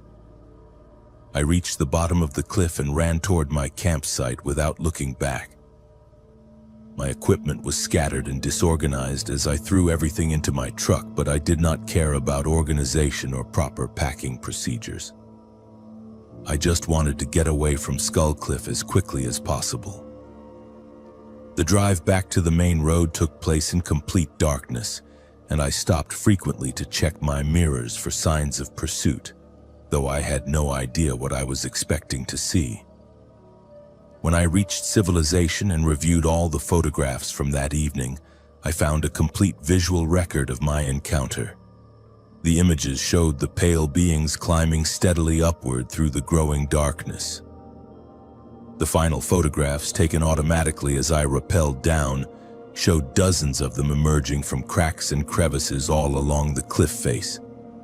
They had been watching me the entire time I was up there. I never submitted those photographs to Arizona Highways magazine. Instead, I sent them a selection of the normal landscape shots from earlier in the day and made up a story about equipment problems that prevented me from getting the sunset shots they had requested. The editor was disappointed but accepted the daytime images, which were technically excellent and met their needs for the article. I have never returned to Skull Cliff, and I have never photographed in any remote area of the Grand Canyon region since that trip. The camera that captured those images is locked in a safe deposit box along with the memory cards containing the full sequence of photographs. I know that someday someone will find them and wonder what they are looking at, but I hope that day does not come for many years. The experience changed my entire relationship with photography and with the natural world. I realized that my cameras were capable of seeing things that remained invisible to human perception, and I was not prepared for that level of reality. There are places in this world where the boundary between what we think we know and what actually exists becomes dangerously thin. I still work as a photographer, but now I specialize in urban architecture and commercial photography. I take assignments that keep me in populated areas where strange encounters are unlikely and where help is always nearby if something goes wrong. My colleagues think I burned out on landscape photography or lost my passion for the wilderness, but the truth is much more complicated than professional burnout. Sometimes I wake up in the middle of the night thinking about those pale beings climbing steadily up the cliff face toward my position. I wonder if they are still there, waiting in the cracks and shadows of Skull Cliff for the next photographer or hiker who ventures too far from the established trails. I wonder if my presence there awakened something that had been sleeping in the limestone depths, or if I simply became aware of something that has always been active in that remote corner of the Grand Canyon. What disturbs me most is not knowing whether my camera revealed something that was actually there, or whether the act of photographing that location somehow created the very phenomena I documented. Modern digital cameras are incredibly sophisticated instruments capable of detecting electromagnetic radiation across a broader spectrum than human eyes can perceive. It is possible that my equipment was recording entities that exist in wavelengths of light invisible to normal human vision. But it is also possible that the repeated act of photographing that location created some kind of resonance or disturbance that attracted attention from things that normally remain hidden. Indigenous peoples throughout the Southwest have traditional stories about places where the spirits of the earth should not be disturbed by modern technology. And I have begun to wonder if I stumbled into one of those sacred and dangerous locations. The photographs remain locked away, serving as evidence of an encounter I never intended to have and can never fully explain. They are too clear and detailed to dismiss as technical malfunctions, too consistent across multiple images to explain as coincidental shadows or optical illusions. They document something that challenged everything I thought I understood about the natural world and about the limitations of human perception. I have told this story to no one until now, and I expect that most people will find it difficult to believe. But I know what I saw through my viewfinder that evening at Skull Cliff, and I know what my cameras recorded during those terrifying hours. There are places in this world where our technology reveals more than we are prepared to understand, and sometimes the truth is more disturbing than any fiction we could imagine. I volunteer for Grand Canyon Search and Rescue because I believe everyone deserves to come home. But some people at Skull Cliff do not want to be found. My name is Dakota Williams, and I have been part of the Coconino County Search and Rescue Team for 8 years. I have participated in over 200 rescue operations throughout Arizona, from flash flood evacuations to technical rope rescues on vertical cliff faces. But the mission that took place at Skull Cliff last January changed my understanding of what we are really searching for when people disappear in the wilderness. The initial call came through our emergency dispatch system at approximately 4 in the morning on a Tuesday. 2 separate groups of hikers had reported seeing distress signals from the Skull Cliff area the previous evening, including what appeared to be flashlight signals in a pattern that indicated someone was trying to communicate for help. The signals had been observed between 8 and 10 o'clock at night, coming from a location high on the cliff face that should not have been accessible to recreational hikers without specialized climbing equipment. Our team leader, Captain Sarah Mitchell, assembled a full technical rescue squad consisting of 6 experienced volunteers and 2 professional paramedics. The terrain at Skull Cliff requires advanced rope work and high-angle rescue techniques, so we loaded our vehicles with complete climbing systems, medical equipment, communications gear, and enough supplies for an extended operation. The weather forecast called for clear conditions with temperatures dropping below freezing after sunset, which meant that anyone stranded on the cliff face would be facing life-threatening exposure. The drive to Skull Cliff took nearly 3 hours because we had to transport heavy rescue equipment over rough terrain that tested the limits of our 4-wheel drive vehicles. We established our base camp at the bottom of the main cliff formation and began our assessment of the rescue situation using binoculars and telephoto cameras to scan the cliff face for signs of stranded hikers. The limestone cliffs rose nearly 400 feet above us with multiple ledges and fractures that could potentially shelter someone who had become trapped during a climbing attempt. Using our high-powered spotlights and electronic megaphones, we attempted to make contact with anyone who might be on the cliff face.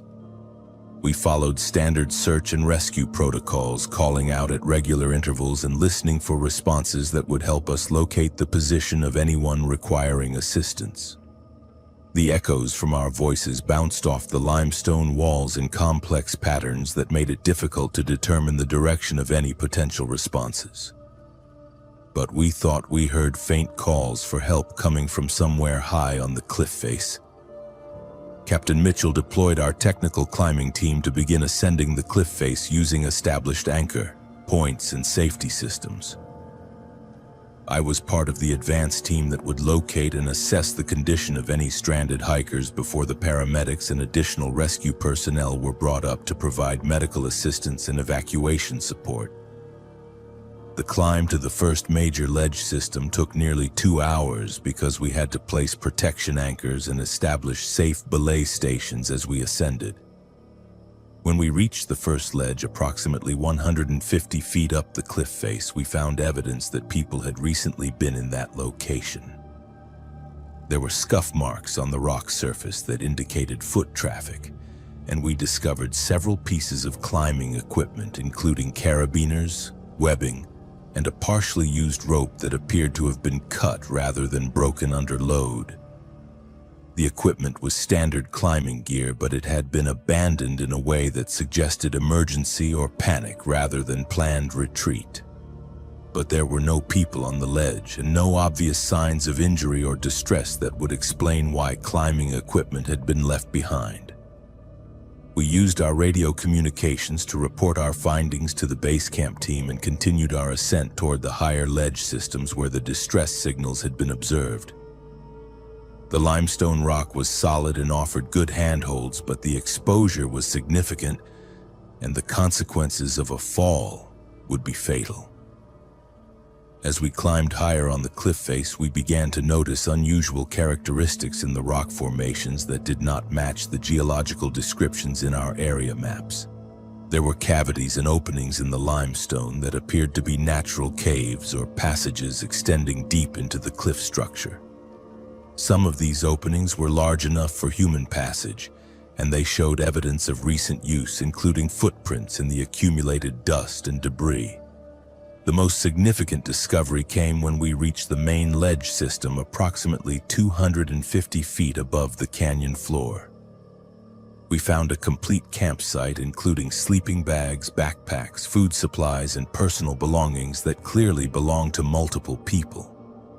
But the campsite appeared to have been abandoned hastily, with gear scattered and personal items left behind in ways that indicated sudden departure rather than planned evacuation.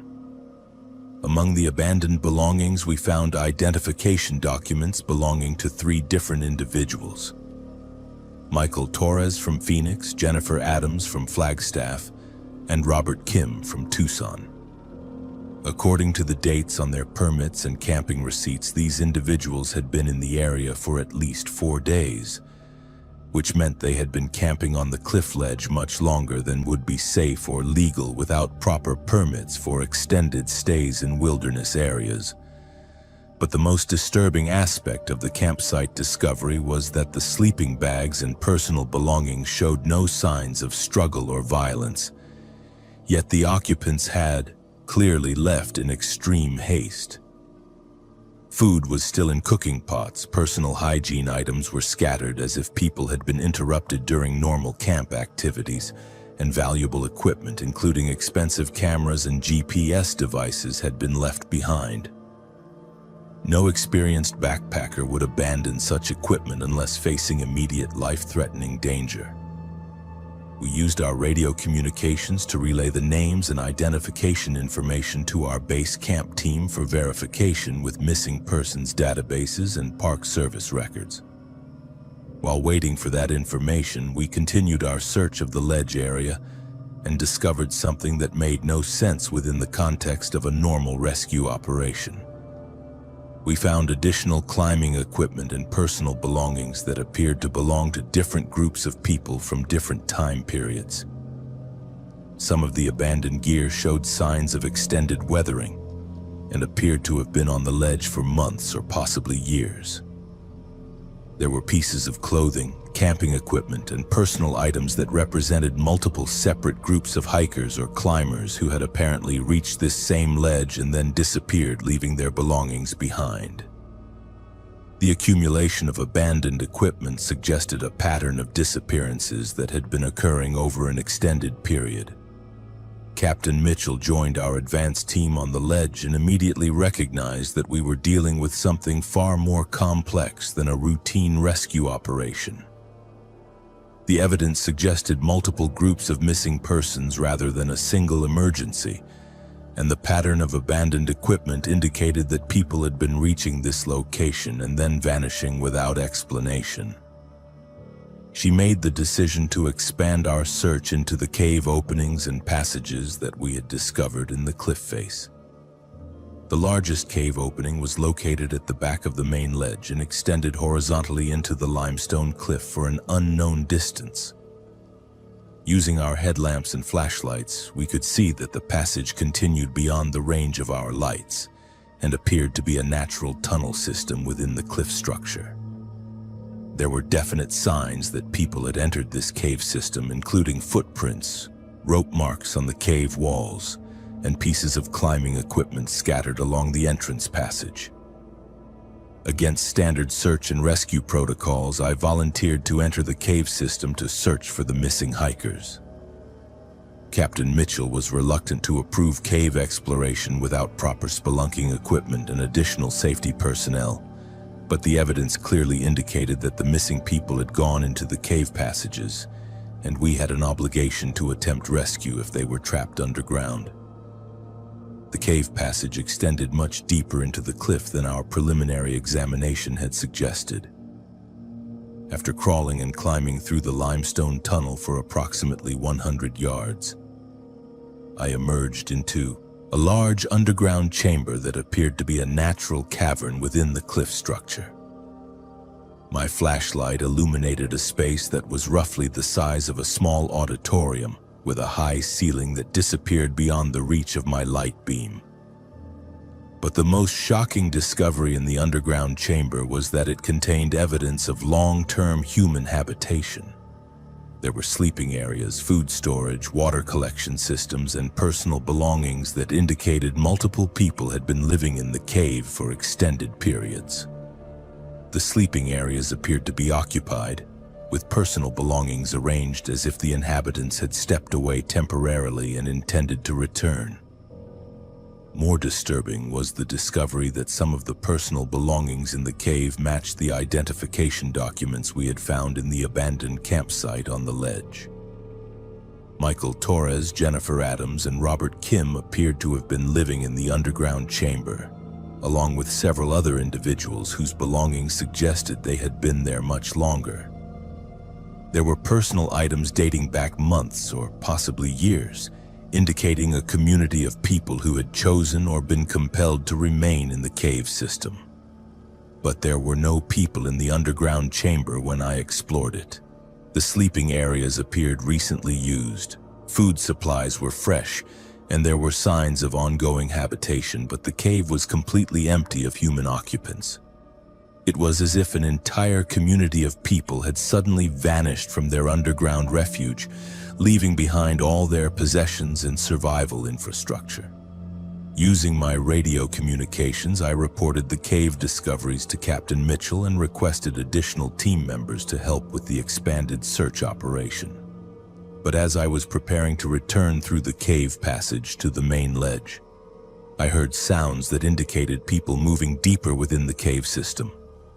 There were voices echoing from passages that led further into the cliff structure, and the voices seemed to be calling for help or trying to communicate. I made the decision to investigate the source of the voices, following additional cave passages that led deeper into the limestone cliff. The passages were narrow and required technical climbing skills to navigate safely, but I could hear the voices becoming clearer as I moved deeper into the cave system. The voices were definitely human, and they seemed to be calling specific names, including some that matched the identification documents we had discovered. But as I got closer to the source of the voices, I began to realize that something was fundamentally wrong with what I was hearing. The voices were calling for help and trying to communicate, but they were also repeating the same phrases and names in patterns that seemed artificial or recorded. The voices lacked the emotional variation and spontaneous quality of people genuinely calling for help, and they seemed designed to lure searchers deeper into the cave system. When I finally reached the area where the voices seemed to originate, I found another large underground chamber that contained no people at all. The voices continued to echo through the space, but there was no source for the sounds that I could identify. The chamber contained more evidence of human habitation, including fresh food supplies and recently used sleeping areas, but it was completely empty of actual human occupants. At that point, I made the decision to retreat immediately back toward the cave entrance and rejoin the main rescue team. But as I was navigating back through the cave passages, I heard new voices behind me that seemed to be following my progress through the tunnel system. The voices were calling my name and asking me to wait or come back. But I had never introduced myself to anyone in the caves, and there was no way that anyone I had not encountered could know my identity. I emerged from the cave system onto the main ledge where Captain Mitchell and the rest of the rescue team were waiting for my report. When I described what I had found in the underground chambers, the team made the immediate decision to evacuate from the cliff face and return to base camp.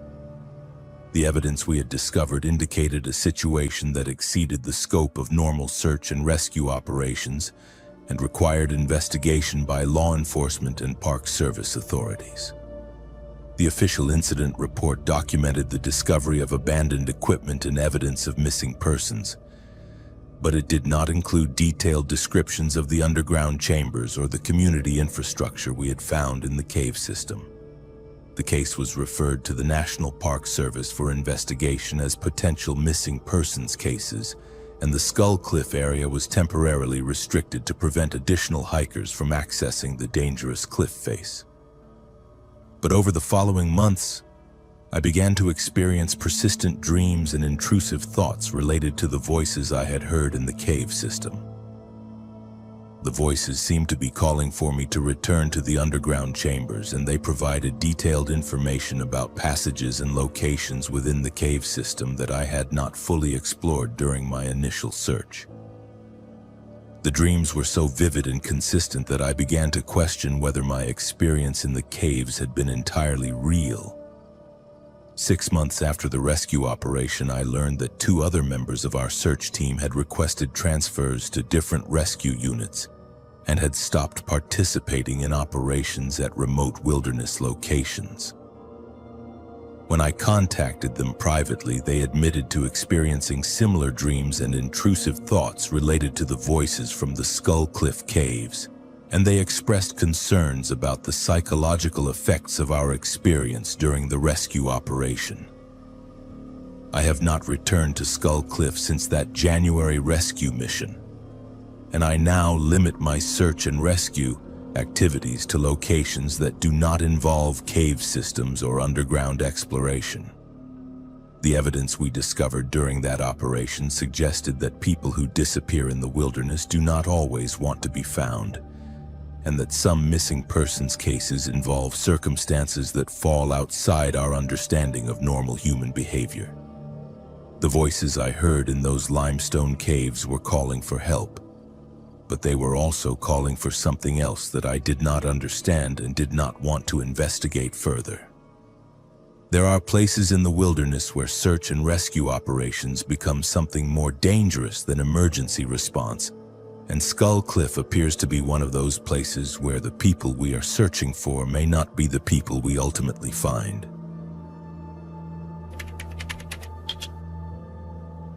Our professor always warned us about staying on designated paths during field studies, but when we found those bone fragments embedded in the cliff face, scientific curiosity overrode common sense. My name is Benjamin Rivera, and I am a graduate student in geological sciences at the University of Arizona. What happened during our field trip to Skull Cliff in December has changed my entire understanding of what lies beneath the surface of our planet, and why some discoveries should remain buried in the depths where they have rested for millennia. The field trip was part of our advanced stratigraphy course, led by Dr. Patricia Hendricks, who has been studying Grand Canyon geology for over 30 years.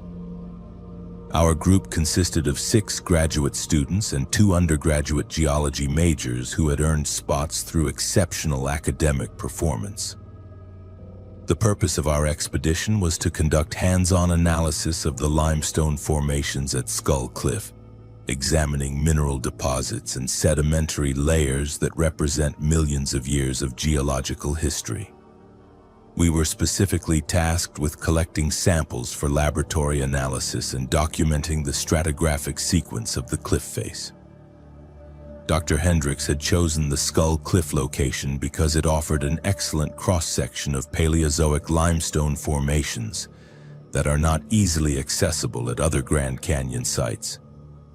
The cliff face displays clear boundaries between different geological periods, with fossil evidence embedded in the rock layers that tell the story of ancient marine environments.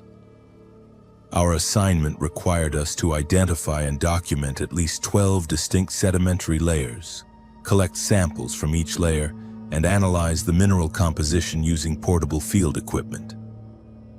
We arrived at the base camp area on a Thursday morning in mid-December, when the desert air was cold enough to require heavy jackets but clear enough to provide excellent visibility for our work.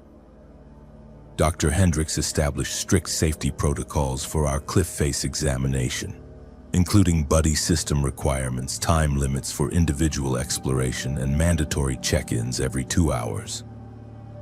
She emphasized repeatedly that graduate research was not worth risking life or limb, and that any samples we could not safely collect would have to be left for future expeditions with more specialized equipment. The limestone cliff face at Skull Cliff rises nearly 400 feet from the canyon floor, with natural ledges and fractures that make it possible to examine different geological layers without technical climbing equipment. The rock is predominantly white and gray limestone with distinctive red and orange mineral staining from iron oxide deposits. What makes this location particularly valuable for geological study is the exceptional preservation of fossil specimens and the clear delineation between different sedimentary periods that occurred when this region was covered by ancient seas.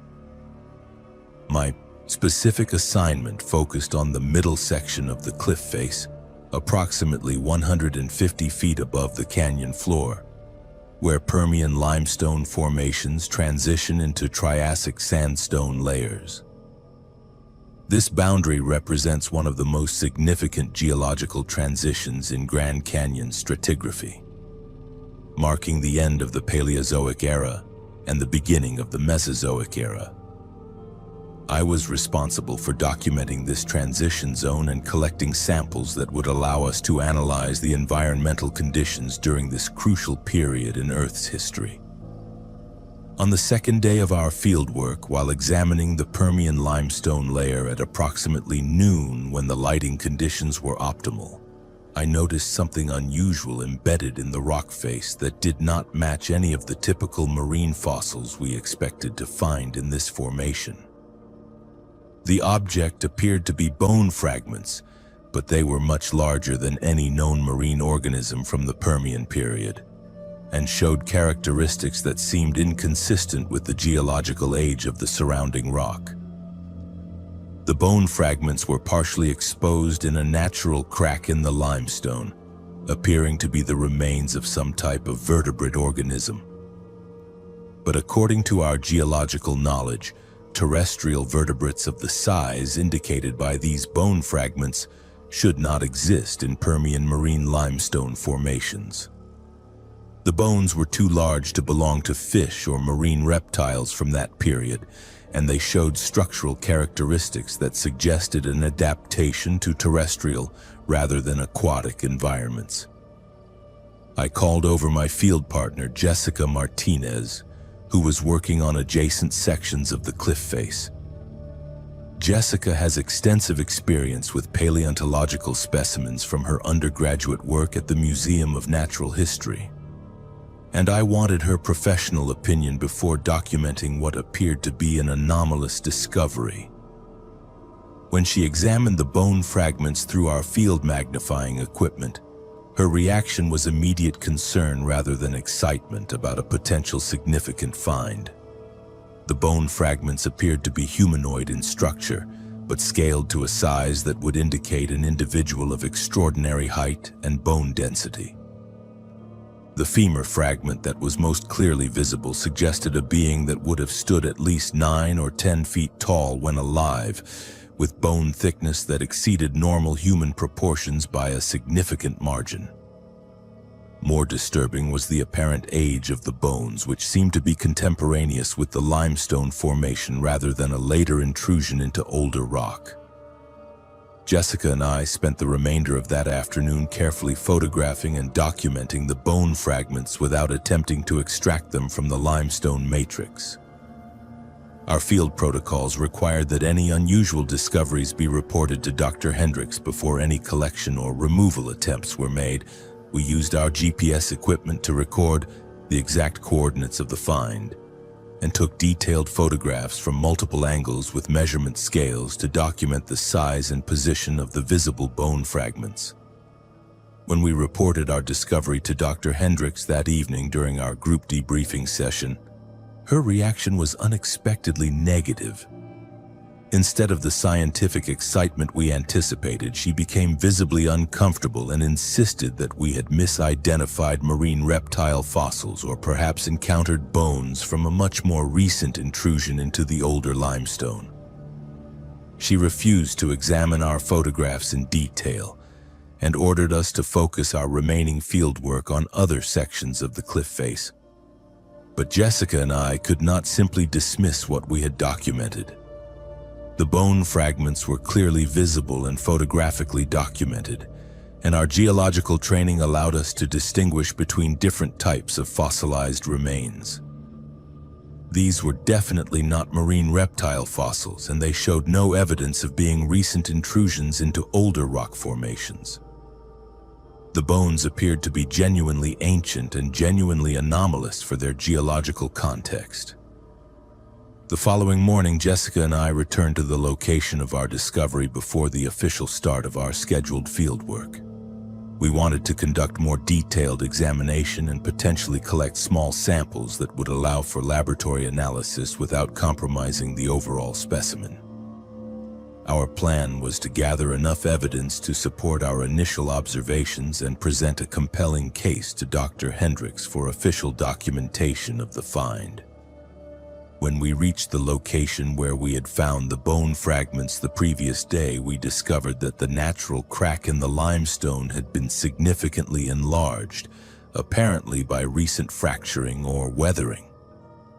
More bone fragments were now visible, including what appeared to be portions of a skull that showed both human and non-human characteristics.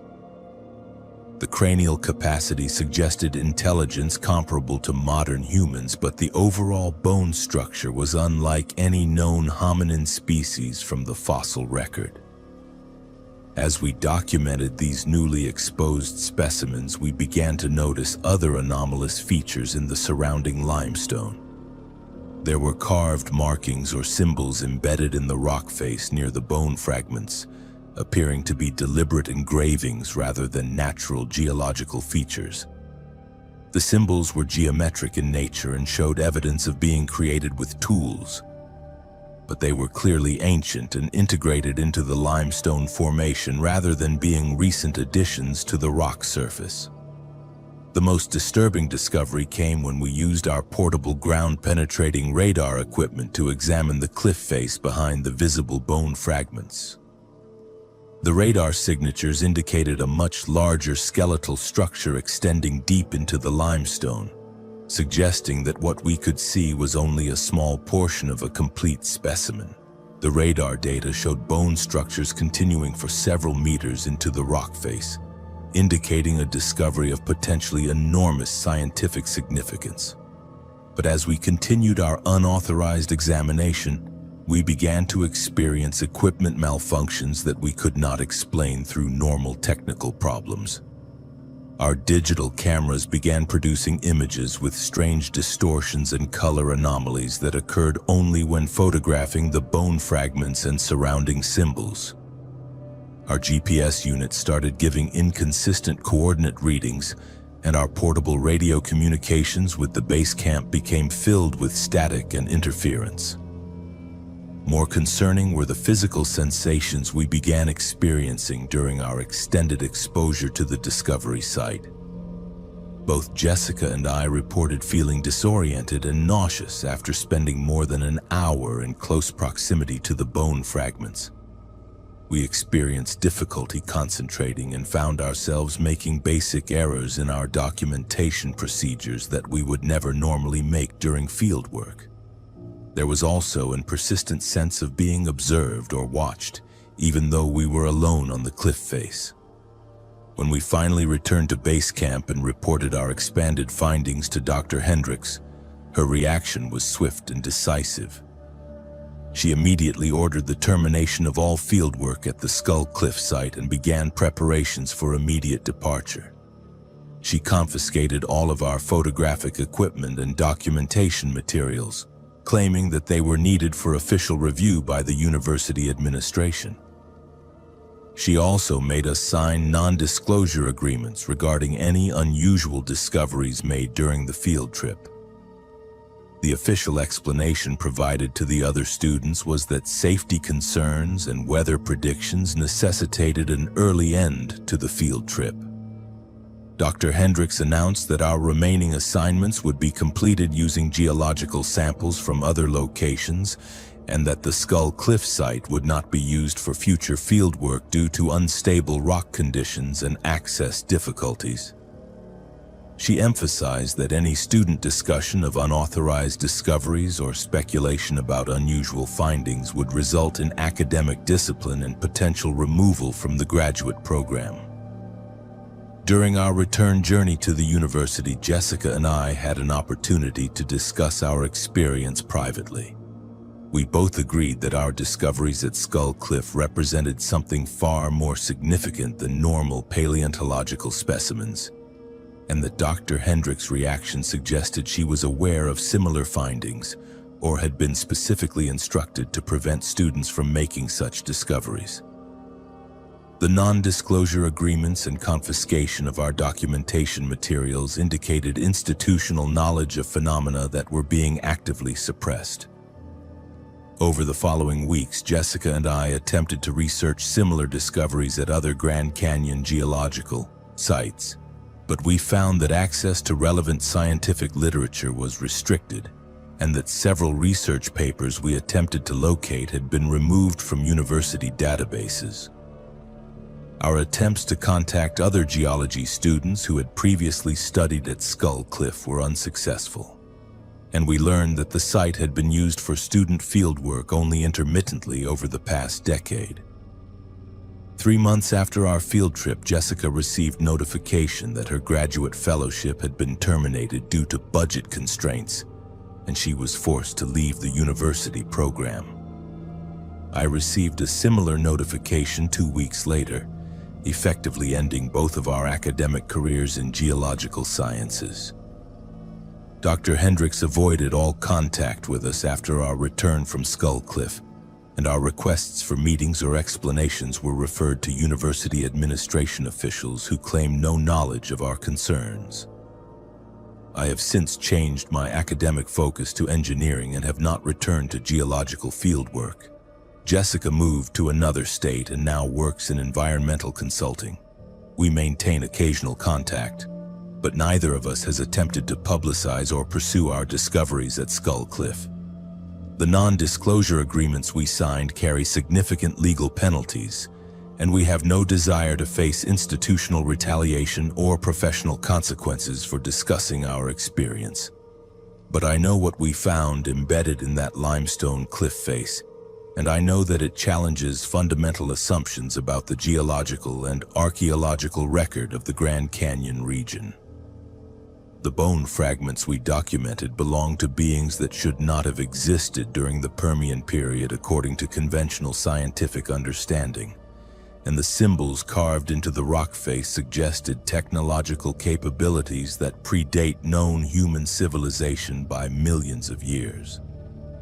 There are discoveries waiting beneath the surface of our planet that would revolutionize our understanding of history and evolution, but there are also institutional forces committed to ensuring that such discoveries remain buried. The limestone cliffs of the Grand Canyon contain evidence of ancient civilizations and unknown species that existed long before conventional science believed such things were possible. And I suspect that our discovery at Skull Cliff was not unique or unprecedented. The bone fragments are still there, embedded in the limestone cliff face, waiting for the next group of students or researchers who venture into areas they are not supposed to explore.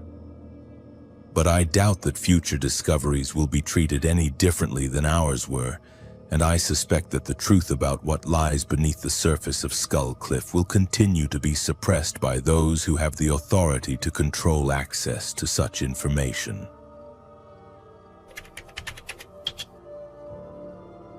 After 23 years as a Grand Canyon park ranger, I thought I had seen every type of emergency call possible until I got the radio transmission from Skull Cliff sector on November 15th.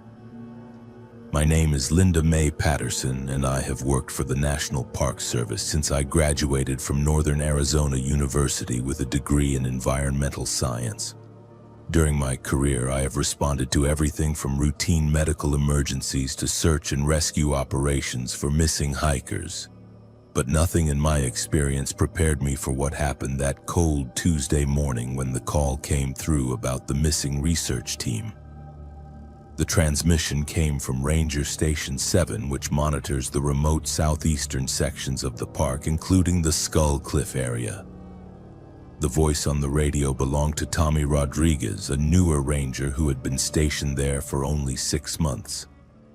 His voice was shaking when he reported that a geological research team from Arizona State University had failed to check in at their scheduled time, and their emergency beacon had been activated but was transmitting from a location that should not have been accessible to anyone on foot. I was the senior ranger on duty that morning, so the responsibility for coordinating the response fell to me. The missing team consisted of 3 graduate students and their faculty advisor, Dr. Margaret Chen, who were conducting a week-long study of mineral deposits in the Skull Cliff limestone formations. They had proper permits for the research area and were experienced in desert survival and technical climbing. Their last confirmed contact had been at 8 o'clock the previous evening when they radioed in their location and confirmed that all team members were present and accounted for. The emergency beacon signal was coming from approximately 2 miles deeper into the canyon than their reported position. in an area that our topographical maps showed as impassable vertical cliff face.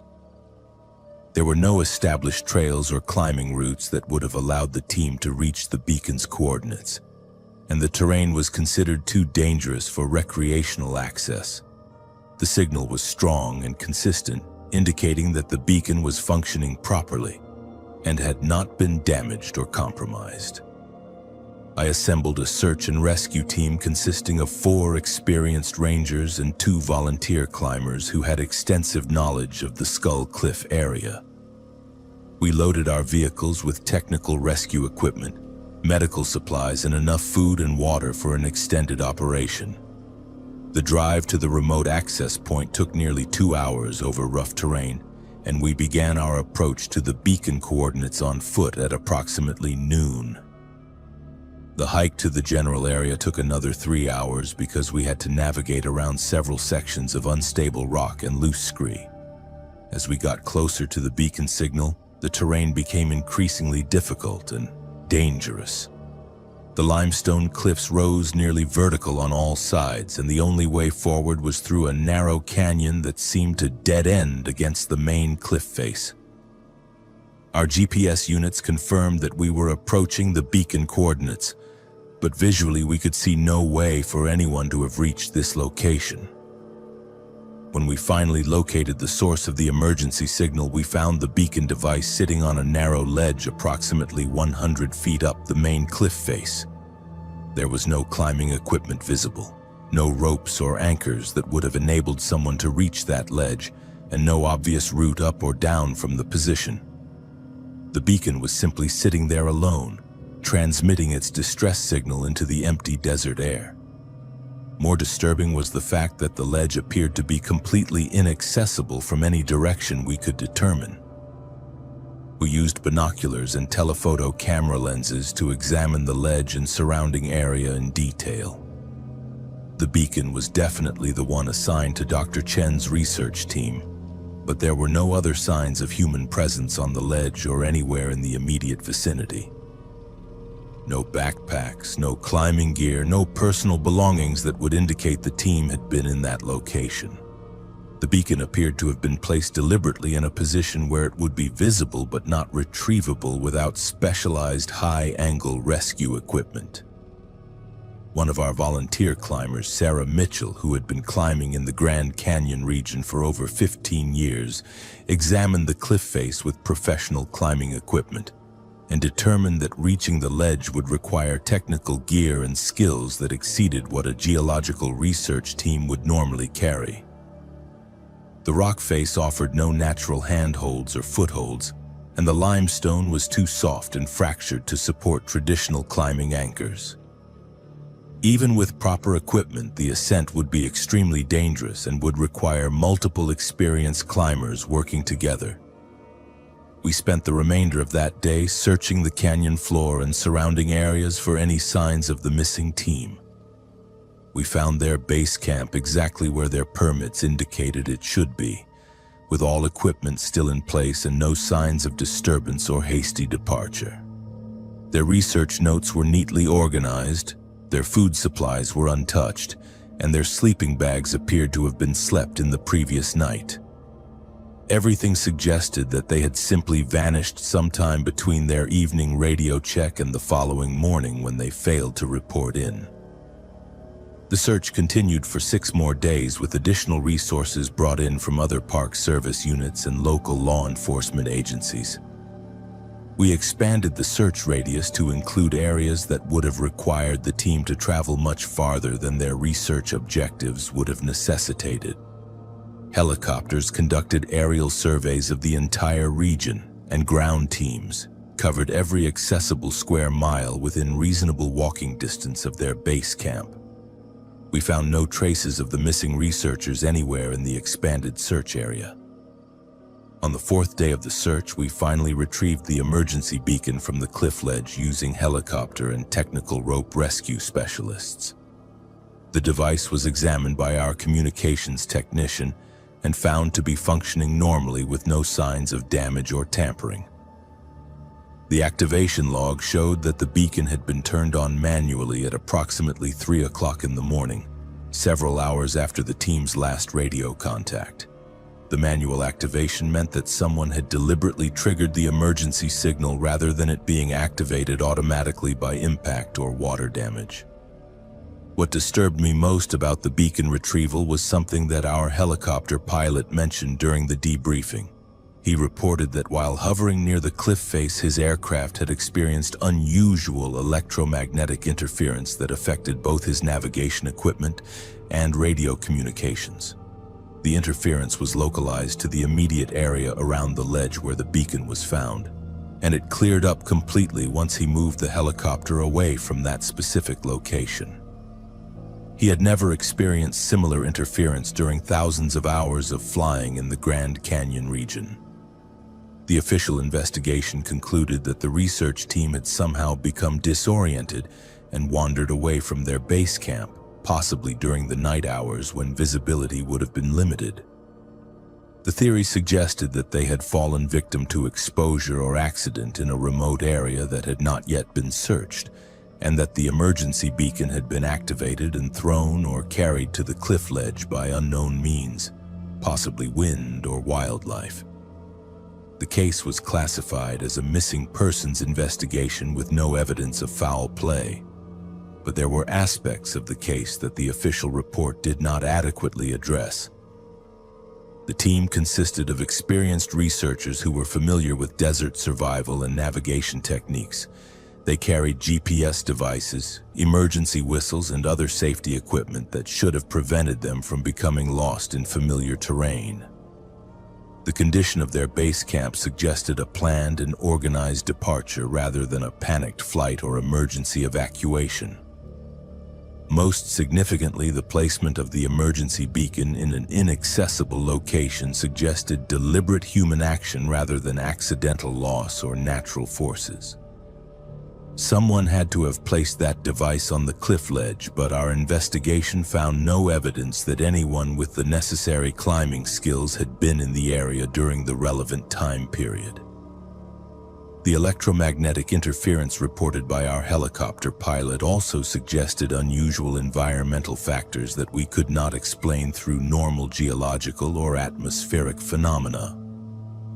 6 months after the disappearance, I received an unofficial report from a colleague at Ranger Station 7 that Tommy Rodriguez had requested a transfer to a different park assignment. When I contacted Tommy directly, he told me that he had been experiencing recurring nightmares about voices calling for help from the Skull Cliff area, particularly during the overnight shifts when he was alone at the remote station. He said that the voices seemed to come from the direction of the cliff face where we had found the emergency beacon, and that they occurred most frequently around 3 o'clock in the morning, which was the same time the beacon activation had been logged. I have never filed an official report about Tommy's experiences because they fall outside the scope of normal Park Service documentation. But his account troubled me enough that I began conducting my own unofficial monitoring of the Skull Cliff area during overnight patrols. Over the following months, I made several solo visits to the location where we had found the research team's base camp, usually during the early morning hours when the desert is at its quietest. On 3 separate occasions, I heard sounds that seemed to originate from the cliff face area where the emergency beacon had been recovered. The sounds were difficult to describe precisely, but they resembled human voices calling for help or assistance. The voices were too distant and distorted to make out specific words, but the tone and rhythm suggested people in distress trying to communicate across a great distance. Each time I investigated these sounds with flashlights and binoculars, I found no visual evidence of human presence in the area. The case of Dr. Chen's research team remains officially unsolved, and no trace of the 4 missing researchers has ever been found despite extensive searches and ongoing investigations.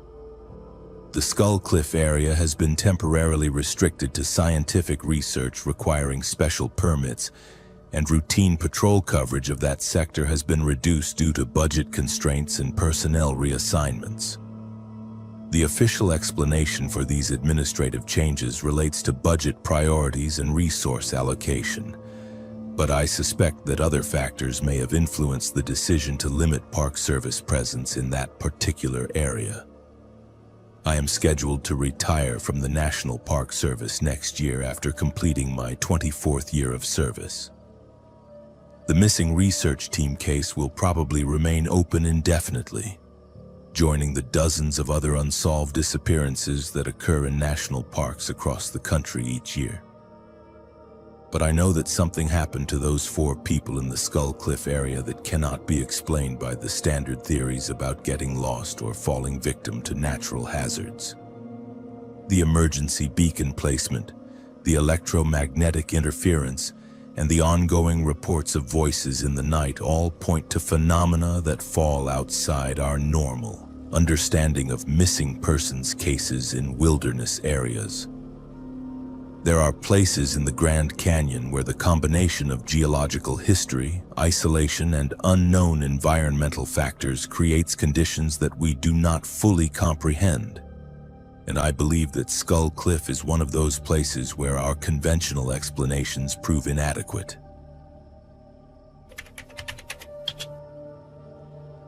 We came to film a documentary about Grand Canyon legends, but our camera operator started recording things that were not there during our last shoot at Skull Cliff.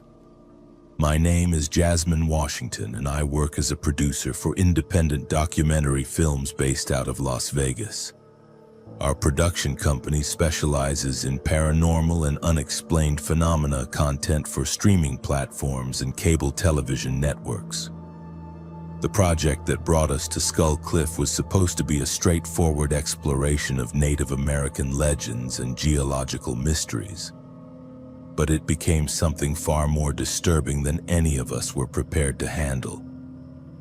The documentary concept originated from research conducted by our director Marcus Chen, who had been studying reports of unusual phenomena in remote areas of the Grand Canyon for over 2 years. Our initial proposal focused on indigenous folklore about spiritual boundaries and sacred sites that should not be disturbed by modern visitors. The network executives were interested in the project because it combined historical research with contemporary mystery elements, and they approved funding for a 5-day shoot at various locations throughout the canyon region. Our crew consisted of 6 people, including myself as producer, Marcus as director, Sarah Mitchell as our primary camera operator, Robert Kim as sound engineer, Jennifer Adams as research coordinator, and Michael Torres as our local guide and safety coordinator. We had extensive experience filming in remote wilderness locations, and we carried professional-grade equipment including multiple cameras, sound recording systems, drone technology for aerial shots, and satellite communication devices for emergency situations. The first 3 days of filming went according to our planned schedule. We documented several well-known legend sites and conducted interviews with tribal elders and Park Service personnel who were willing to discuss the folklore and historical accounts associated with different areas of the Grand Canyon. Our footage was excellent quality, and we were capturing exactly the type of content that our network contacts had requested for the documentary series. Skull Cliff was scheduled as our final location because Marcus wanted to end the documentary with the most visually dramatic and mysterious site we could access within our budget and time constraints. The limestone cliff formations provided an excellent backdrop for our concluding segment about the boundaries between scientific explanation and unexplained phenomena. We planned to spend our final day filming establishing shots, conducting our last interviews, and capturing sunset footage that would serve as the closing sequence for the documentary. We arrived at Skull Cliff early on Thursday morning and began setting up our equipment for a full day of filming. Sarah positioned her primary camera system on a stable tripod to capture wide shots of the cliff face, while Robert established his sound recording equipment to document both our narration and the natural acoustics of the canyon environment. The weather conditions were perfect for filming, with clear skies and excellent visibility that would allow us to capture the limestone formations in optimal lighting. The first unusual incident occurred around 10 o'clock in the morning when Sarah was filming establishing shots of the cliff face through her telephoto lens. She reported seeing movement on the cliff face that appeared to be people climbing on areas that should have been inaccessible to human passage. When we examined the cliff face directly with binoculars, we could see no signs of climbers or any equipment that would enable such an ascent. But Sarah insisted that her camera was recording human figures moving across the limestone walls. We reviewed the footage immediately using Sarah's camera display screen, and we could clearly see dark shapes moving along the cliff face in patterns that suggested deliberate climbing rather than shadows or optical illusions.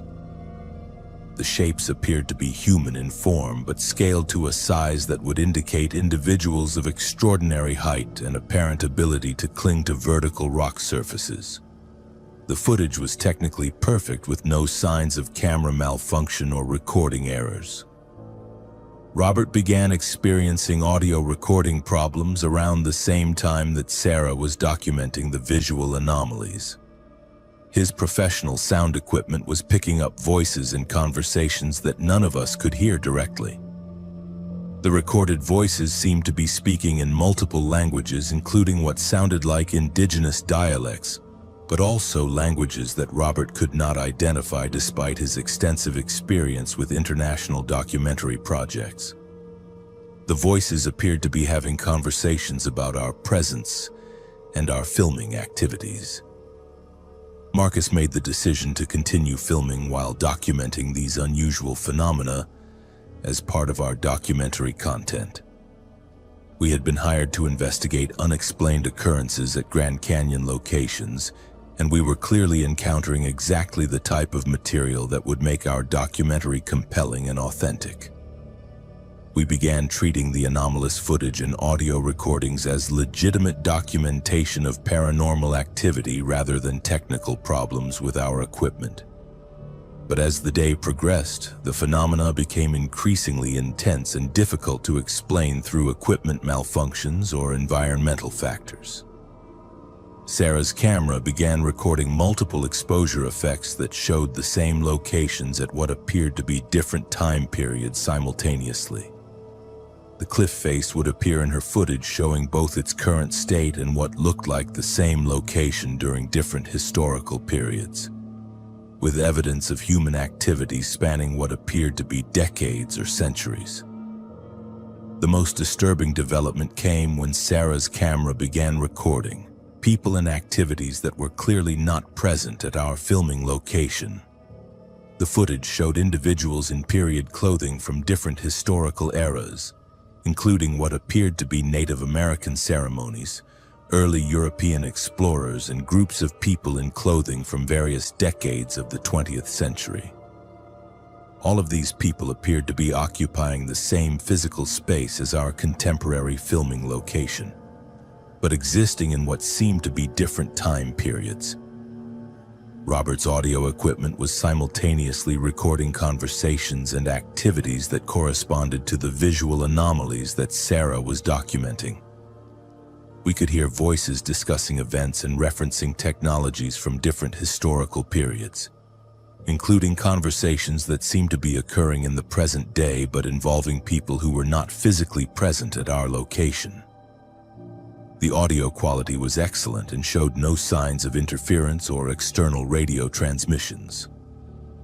By afternoon, our entire crew was experiencing disorientation and difficulty maintaining focus on our planned filming schedule. The combination of visual and audio phenomena was creating a psychological impact that made it difficult to distinguish between what was actually happening at our location and what was being recorded by our equipment. We began to question whether our cameras and recording devices were documenting real events or somehow creating the very phenomena they appeared to be capturing. Marcus attempted to maintain professional filming procedures, but it became increasingly clear that our equipment was recording far more than we had intended to document. The footage showed not only the historical figures and activities I described, but also contemporary people who appeared to be filming crews like ourselves from different time periods. We could see other documentary teams, photographers, and researchers working at the same Skull Cliff location during what appeared to be different decades. The final incident occurred late in the afternoon when Sarah's camera began recording our own crew from what appeared to be different perspectives and time periods. We could see ourselves in the footage, but also versions of ourselves that appeared to be older or younger, wearing different clothing and using different equipment. The recorded versions of ourselves seemed to be aware of being filmed and were looking directly into Sarah's camera despite the fact that we were not posing for those shots. Robert's audio equipment recorded conversations between these different versions of ourselves discussing filming projects and documentary content that we had never worked on. The voices were definitely ours, but the conversations referenced experiences and locations that we had no memory of visiting. The audio suggested that we had been filming at Skull Cliff multiple times over a period of many years, though this was actually our first visit to the location. We made the decision to end filming immediately and pack our equipment for departure.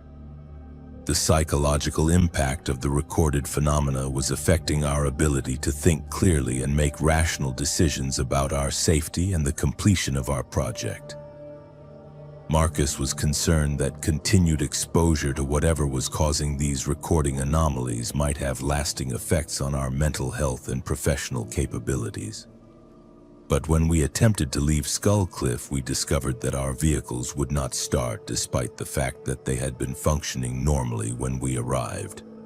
Our satellite communication devices were not receiving signals, and our GPS navigation systems were providing inconsistent location readings. We appeared to be stranded at the filming location with no ability to call for assistance or navigate back to established roads.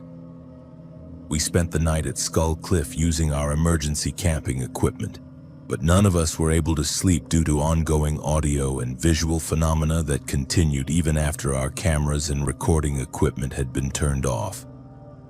We could hear conversations and activities around our campsite that suggested the presence of other people, but visual inspection revealed that we were alone at the location. The sounds continued throughout the night and seemed to be coming from different time periods simultaneously. The next morning, our vehicles started normally and our communication and navigation equipment resumed normal function. We were able to leave Skull Cliff without further difficulty and return to Las Vegas to begin reviewing our footage and planning the editing process for our documentary. But when we attempted to access the recorded material from our final day of filming, we discovered that all of our equipment had experienced complete data corruption. The footage and audio recordings from Skull Cliff were completely unusable due to file corruption that affected every storage device and backup system we had used. Our professional equipment had never experienced such comprehensive data loss, and technical analysis could not identify any cause for the corruption. We lost an entire day of filming and had no usable content from what should have been the most important location in our documentary project. We never completed the Grand Canyon Legends documentary because we could not explain the loss of our Skull Cliff footage to the network executives who had funded our project. The incident effectively ended our working relationship with that particular network, and several members of our crew left the documentary production industry shortly afterward. Marcus now works in commercial video production, and Sarah has moved to still photography rather than cinematography. I have never returned to Skull Cliff, and I now avoid documentary projects that involve investigations of unexplained phenomena or paranormal activity. Our equipment recorded things that should not have been possible, and I suspect that some locations are not meant to be documented by contemporary technology. There are places where the act of filming creates more questions than answers, and Skull Cliff appears to be one of those locations where the boundaries between past and present become dangerously unstable.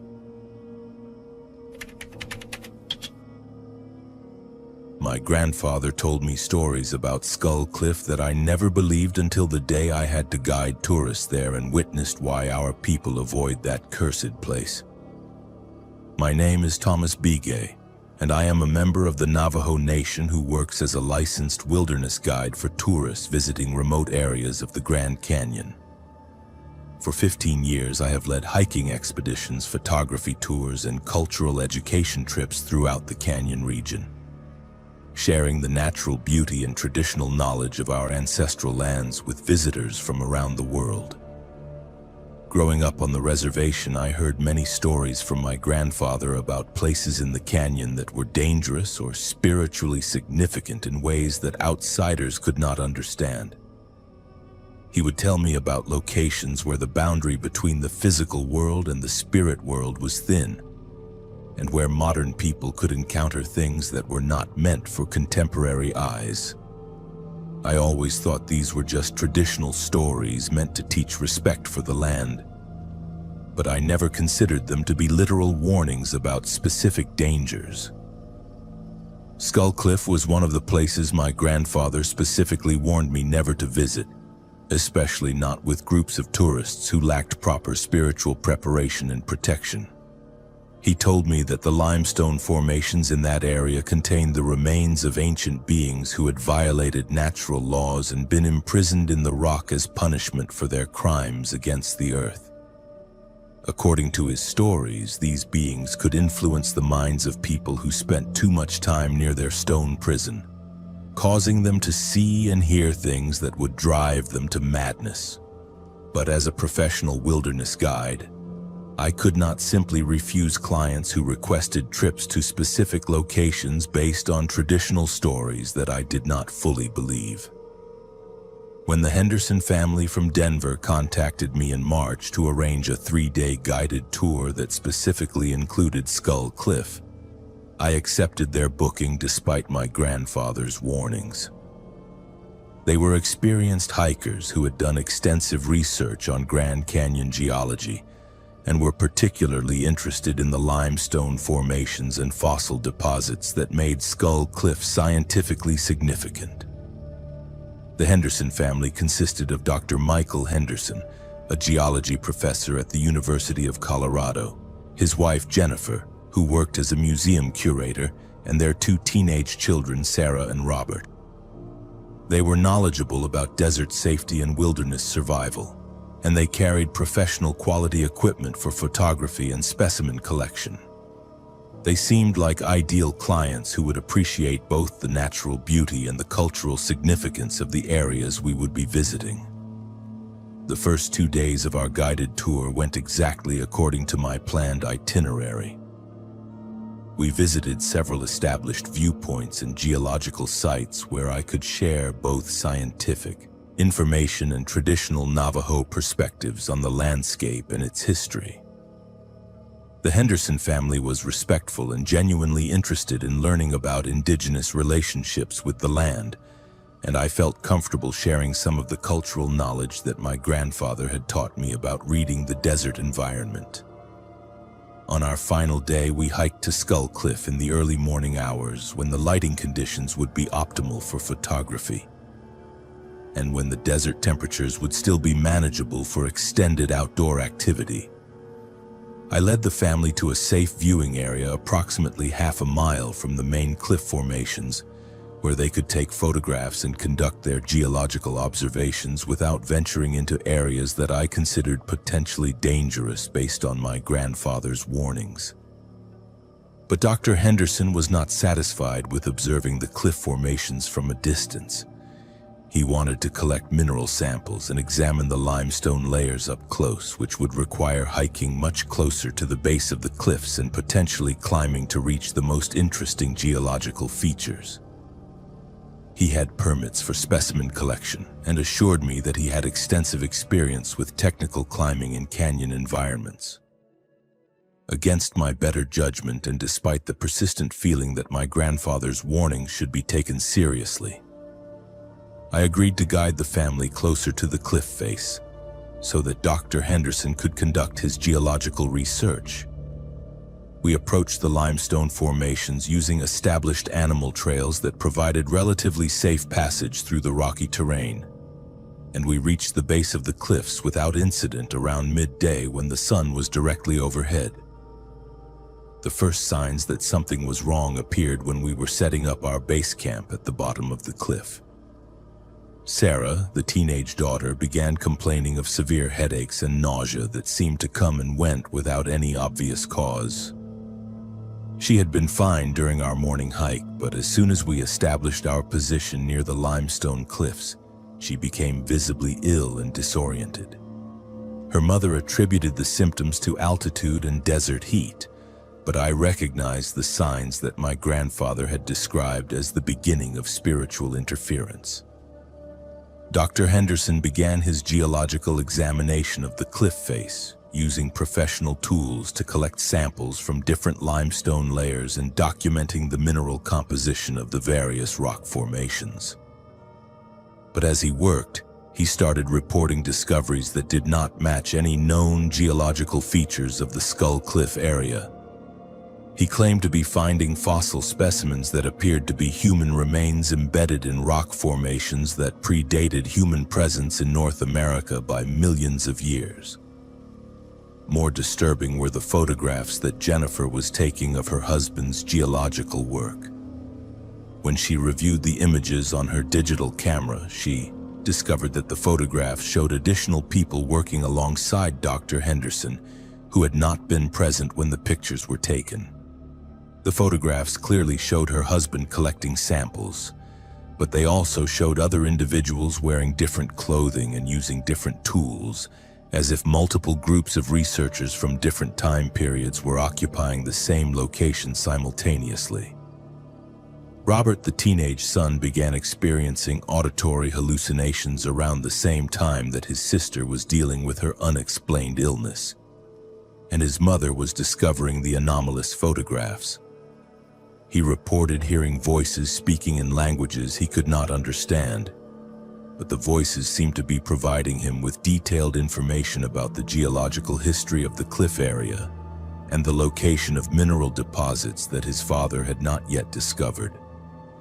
I recognized these symptoms as exactly what my grandfather had warned me about, and I knew that we needed to leave Skull Cliff immediately before the spiritual interference became more intense or dangerous.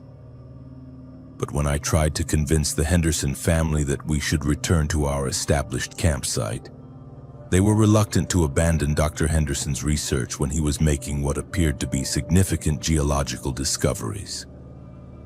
The situation deteriorated rapidly during the afternoon hours when the sun began casting longer shadows across the cliff face. Sarah's illness became so severe that she was unable to walk without assistance, and she began speaking in what sounded like the same unknown languages that Robert was hearing in his auditory hallucinations. Jennifer's camera continued to record people and activities that were not present, and the photographs began showing the cliff area during what appeared to be different historical periods. Dr. Henderson became completely focused on his geological work to the exclusion of his family's obvious distress, collecting samples and making measurements with an intensity that seemed driven by something beyond normal scientific curiosity. He claimed that the limestone contained evidence of advanced civilizations that predated known human history, and he was convinced that his discoveries would revolutionize understanding of North American archaeology. But the most terrifying development came when I realized that I was also beginning to experience the same symptoms that were affecting the Henderson family. I started hearing voices in traditional Navajo dialect that seemed to be coming from within the cliff face itself. The voices were warning me about the danger we were in and instructing me to use traditional protection ceremonies that my grandfather had taught me but that I had never taken seriously until that moment. Following the guidance of the voices, I began performing a traditional cleansing ceremony using sacred tobacco and prayers that my grandfather had taught me for dealing with spiritual interference. I instructed the Henderson family to gather closely around me and to avoid looking directly at the cliff face.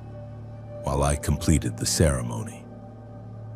The family was initially skeptical about participating in what they saw as superstitious rituals, but their obvious distress made them willing to try anything that might provide relief. The ceremony worked immediately and dramatically. Sarah's illness disappeared completely, Robert's auditory hallucinations stopped, and Jennifer's camera began functioning normally without recording anomalous images. Dr. Henderson seemed to wake up from his obsessive focus on the geological research and expressed concern about his family's welfare for the first time since we had arrived at the cliff site. We packed our equipment quickly and left Skull Cliff that afternoon, returning to established campgrounds where we spent our final night before returning to civilization. The Henderson family did not discuss their experiences at Skull Cliff during our remaining time together, and they seemed eager to forget what had happened during their geological research expedition.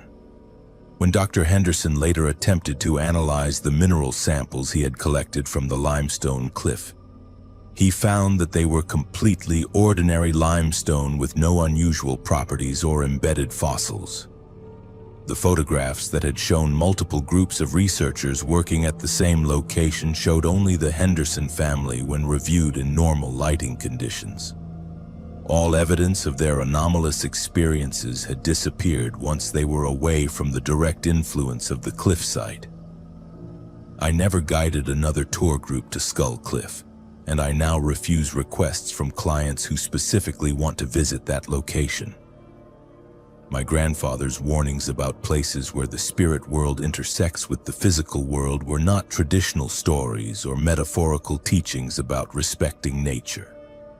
They were literal warnings about specific locations where ancient spiritual forces remain active and can influence the minds and perceptions of people who lack proper preparation and protection. The limestone cliffs contain something more than geological formations and mineral deposits. There are places in the Grand Canyon where traditional knowledge and modern science intersect in ways that most people are not prepared to understand. And Skull Cliff is one of those places where our ancestors left warnings that should be heeded by anyone who values their mental and spiritual health. I have free climbed some of the most dangerous cliffs in North America, but nothing prepared me for what I found in the hidden cave system behind Skull Cliff's rock face. My name is Samantha Mitchell, and I have been a professional rock climber for 12 years, specializing in technical ascents of limestone formations throughout the southwestern United States. I have conquered vertical walls in Yosemite, completed first ascents in Utah's Red Rock Country, and guided climbing expeditions in remote wilderness areas where few people have ever set foot. The Skull Cliff ascent was not originally planned as part of any official climbing expedition. I was in the Grand Canyon area conducting reconnaissance for a climbing magazine article about undocumented limestone routes when I discovered the cliff formation during a solo hiking trip in February. The limestone walls presented technical challenges that immediately caught my attention. With vertical sections that would require advanced climbing techniques and equipment that most recreational climbers would never attempt.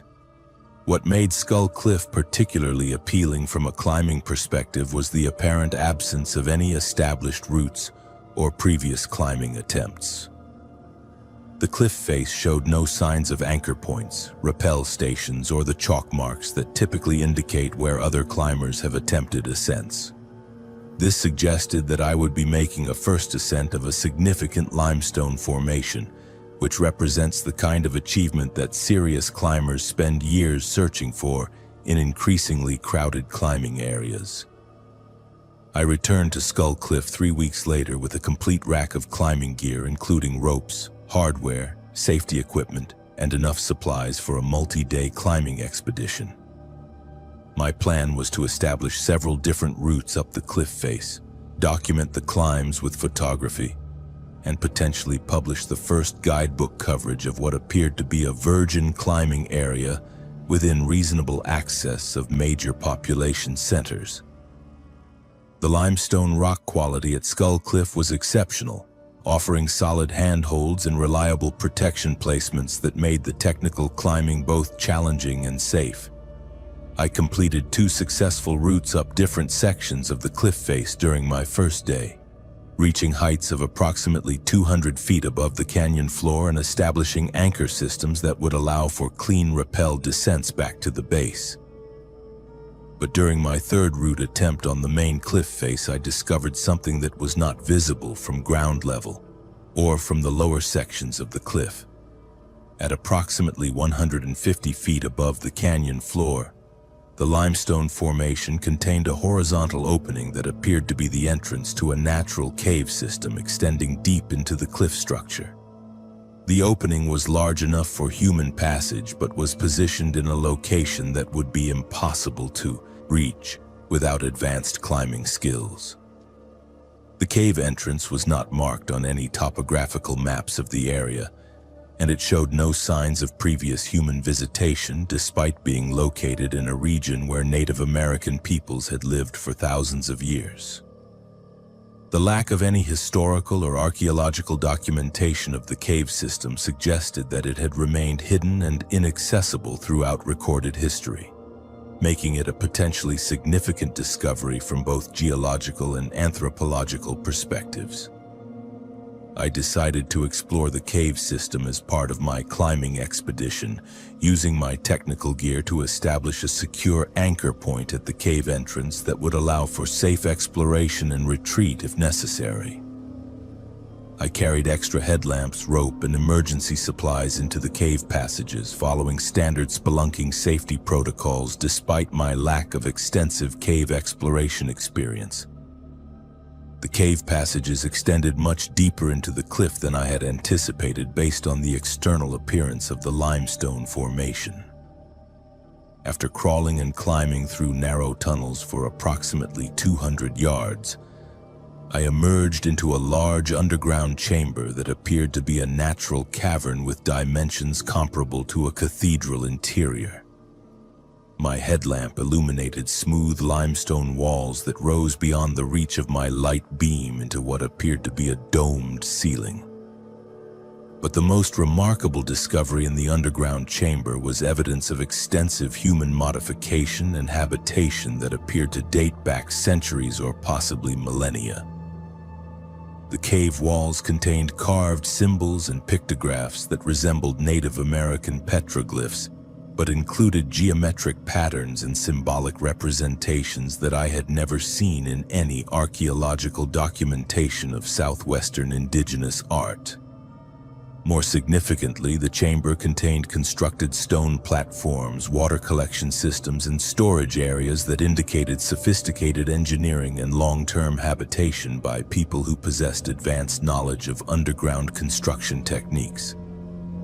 The stonework was expertly fitted without mortar, using techniques that matched the precision of ancient Puebloan architecture, but on a scale that exceeded anything I had encountered in documented archaeological sites. The cave system extended beyond the main chamber through additional passages that led deeper into the cliff structure. Using my climbing gear to navigate vertical sections within the cave, I discovered multiple levels of chambers and tunnels that formed a complex underground network. Each level contained evidence of human habitation, including sleeping areas, food storage, tool caches, and elaborate stone carvings that suggested a sophisticated and long-established community. But despite the clear evidence of extensive human occupation, the cave system was completely empty of any contemporary inhabitants. The sleeping areas appeared recently used. Food, storage areas contained preserved supplies, and tool caches included both ancient implements and surprisingly modern equipment. It was as if an entire underground community had simply vanished, leaving behind their entire material culture and infrastructure. The most disturbing discovery came when I reached the deepest accessible level of the cave system, approximately 400 feet into the cliff structure and 100 feet below the original cave entrance. In the deepest chamber, I found evidence of recent climbing equipment, including ropes, anchors, and personal gear that clearly belonged to other climbers who had discovered and explored the cave system before my arrival. Among the abandoned climbing gear, I found personal identification and equipment tags that belonged to climbers I recognized from the professional climbing community. Michael Chen, Jennifer Adams, and Robert Torres were all accomplished climbers who had disappeared during solo climbing expeditions in Arizona over the past 2 years. Their disappearances had been attributed to climbing accidents in remote areas where rescue operations were unable to locate their bodies. But the climbing equipment in the deepest cave chamber was carefully organized and stored rather than scattered, as would be expected from climbing accidents or emergency situations. The gear appeared to have been deliberately cached by climbers who intended to return for it at a later time. Personal belongings, including journals, cameras, and survival supplies, suggested that these climbers had been using the cave system as a base camp for extended periods. The climbing journals contained detailed documentation of routes and exploration within the cave system, describing passages and chambers that extended much deeper than I had explored. The journal entries indicated that the missing climbers had discovered additional levels of the underground complex that contained increasingly elaborate stone construction and carved artwork, representing what they described as an ancient civilization of remarkable sophistication. But the final journal entries from each of the missing climbers described experiences that suggested psychological effects from extended time in the cave system. They reported hearing voices calling from deeper passages, seeing lights and movement in areas where no other people were present, and feeling compelled to explore increasingly dangerous sections of the underground complex despite their concerns about their safety and their ability to find their way back to the surface. The last entry in Michael Chen's journal, dated approximately 6 months before my discovery of the equipment cache, described his decision to attempt a descent into what he called the deepest chamber of the cave system, following voices that seemed to be calling for help from far below his position. His final written words expressed both excitement about making a significant discovery and concern that he might not be able to return to share his findings with the outside world. At that point, I made the immediate decision to retreat from the cave system and return to the surface as quickly as possible. The evidence suggested that other climbers had become lost or trapped in the deeper passages, and I had no desire to add my name to the list of missing persons associated with the Skull Cliff cave system. I left the cached equipment undisturbed and followed my established route back toward the cave entrance. But during my retreat through the cave passages, I began to experience the same phenomena that the missing climbers had described in their journals. I heard voices calling from deeper within the cave system, speaking in languages I could not identify but conveying an unmistakable sense of urgency and appeal for assistance. The voices seemed to know my name and were specifically calling for me to return to the deeper chambers. I also began experiencing equipment malfunctions that had not occurred during my initial exploration of the cave system. My primary headlamp began flickering and producing inconsistent illumination. My backup lights were draining their batteries at an abnormal rate, and my climbing rope was developing frays and weak points that had not been present when I entered the caves. Most disturbing was the growing sense that I was not alone in the cave passages despite having seen no evidence of other people during my exploration. I heard footsteps and movement behind me as I climbed toward the surface, and I frequently felt the sensation of someone pulling on my climbing rope in ways that seemed intentional rather than accidental contact with rock surfaces. I successfully exited the cave system and completed my rappel descent to the canyon floor, but the psychological effects of my underground experience continued for several weeks after I returned to civilization. I experienced recurring dreams about the missing climbers calling for rescue from the deepest chambers of the cave system and I felt persistent guilt about leaving their equipment behind rather than attempting to continue their exploration. I never published my planned climbing article about Skull Cliff, and I have not returned to the area since my cave discovery. The climbing routes I established on the cliff face represent excellent technical challenges that would appeal to advanced climbers, but I cannot recommend the area knowing what lies hidden behind the limestone walls. There are discoveries waiting in those underground chambers that exceed the scope of recreational climbing activities, and I suspect that the missing climbers found something in the deepest passages that prevented them from returning to share their knowledge with the outside world. I took the overnight security job at the Skull Cliff Research Station because the pay was good and I needed the quiet. But some nights the silence is filled with sounds that should not exist. My name is Raymond Torres, and I have worked as a private security guard for 15 years. Mostly at construction sites, office buildings, and industrial facilities throughout New Mexico and Arizona. The assignment at Skull Cliff was different from my usual contracts because it involved protecting a remote scientific research facility, rather than preventing theft or vandalism at commercial properties. The research station was established by a consortium of universities and government agencies to study the geological and archaeological significance of the Skull Cliff area. The facility consisted of 3 modular buildings housing laboratory equipment, data storage systems, communication gear, and temporary living quarters for researchers who needed to stay on site during extended fieldwork periods. My job was to provide overnight security coverage from 6 in the evening until 6 in the morning, 7 days a week, with 1 weekend off per month. The position was advertised as an ideal assignment for security guards who preferred working alone and could handle the isolation of a remote desert location. The pay was significantly higher than typical security work because of the location and the specialized nature of the research being conducted. The contract included housing in a comfortable trailer on the facility grounds, all utilities paid, and access to satellite internet and television for entertainment during the quiet overnight hours.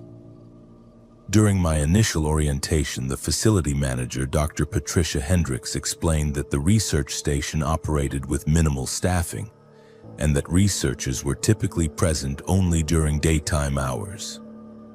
My primary responsibilities were to monitor the perimeter security systems, conduct hourly facility inspections, maintain communication logs, and respond to any equipment alarms or unauthorized intrusions. She emphasized that the scientific equipment was extremely valuable and that maintaining security was essential for the ongoing research projects. The first few weeks of overnight shifts passed without incident. The desert location was indeed very quiet, with only occasional wildlife sounds and the normal settling noises from the modular buildings. I established a routine of hourly perimeter walks, equipment checks, and radio communications with the central monitoring station in Phoenix. The isolation was actually peaceful after years of dealing with urban security problems, and I found the work less stressful than my previous assignments. But as I became more familiar with the facility and the surrounding area, I began to notice unusual characteristics about the research station that had not been mentioned during my orientation. The security cameras were positioned not only to monitor approaches to the buildings, but also to observe specific areas of the cliff face that seemed to have no relevance to protecting the facility. The motion sensors and alarm systems were calibrated to detect activity in areas that were far beyond the normal perimeter of the research station. More puzzling was the discovery that some of the scientific equipment in the laboratory buildings was designed for monitoring and recording rather than analysis or research. There were sensitive audio recording systems with directional microphones aimed at the cliff face, seismic monitoring equipment that seemed designed to detect underground activity, and electromagnetic field detectors that operated continuously throughout the night. This equipment suggested that the researchers were studying active phenomena rather than static geological formations. The first unusual incident occurred during my third week on the job at approximately 2 o'clock in the morning on a Tuesday night. While conducting my regular perimeter inspection, I heard what sounded like voices calling from the direction of Skull Cliff, about a quarter-mile from the research station. The voices were too distant to make out specific words, but they seemed to be human rather than animal sounds, and they appeared to be trying to communicate or call for attention. I used my high-powered flashlight and binoculars to scan the cliff area, but I could see no signs of people or any other source for the voices. The sounds continued intermittently for about 20 minutes, then stopped completely.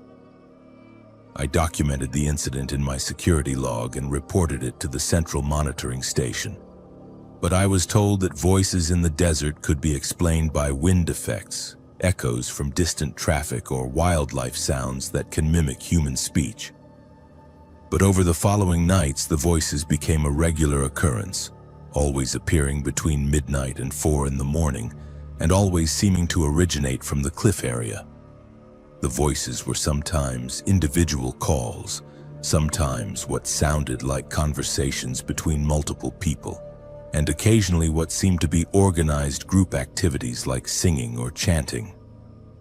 The sounds were clear enough that I could determine they were definitely human voices, but I never saw any people in the area during my visual inspections. I began using the facility's scientific equipment to investigate the source of the voices, operating the directional microphones and recording systems during the overnight hours when the sounds typically occurred. The recordings confirmed that the voices were real and not products of my imagination or audio hallucinations caused by isolation and fatigue. But the recorded voices contained characteristics that were difficult to explain through normal acoustic phenomena. The voices appeared to be speaking in multiple languages simultaneously, including what sounded like English, Spanish, and several Native American dialects. But the recordings also captured conversations in languages that I could not identify, and that seemed to follow linguistic patterns unlike any modern languages I had encountered. Some of the voices sounded contemporary, while others had acoustic qualities that suggested they were coming from much greater distances or different environmental conditions. Most disturbing was the discovery that some of the recorded voices were discussing the research station and my security activities. The voices knew details about the facility, the scientific equipment, and my daily routines that should not have been accessible to anyone outside the research project. The conversations referenced my name, my work schedule, and my background in ways that suggested ongoing surveillance or monitoring of the facility by unknown individuals. After 6 weeks on the job, I experienced a more direct encounter with whatever was causing the voice phenomena. During my midnight perimeter inspection, I discovered that one of the security cameras monitoring the cliff area was displaying images that did not match what I could see directly. The camera showed multiple people moving around the base of the cliffs, apparently conducting some type of organized activity involving lights, equipment, and what appeared to be construction or excavation work.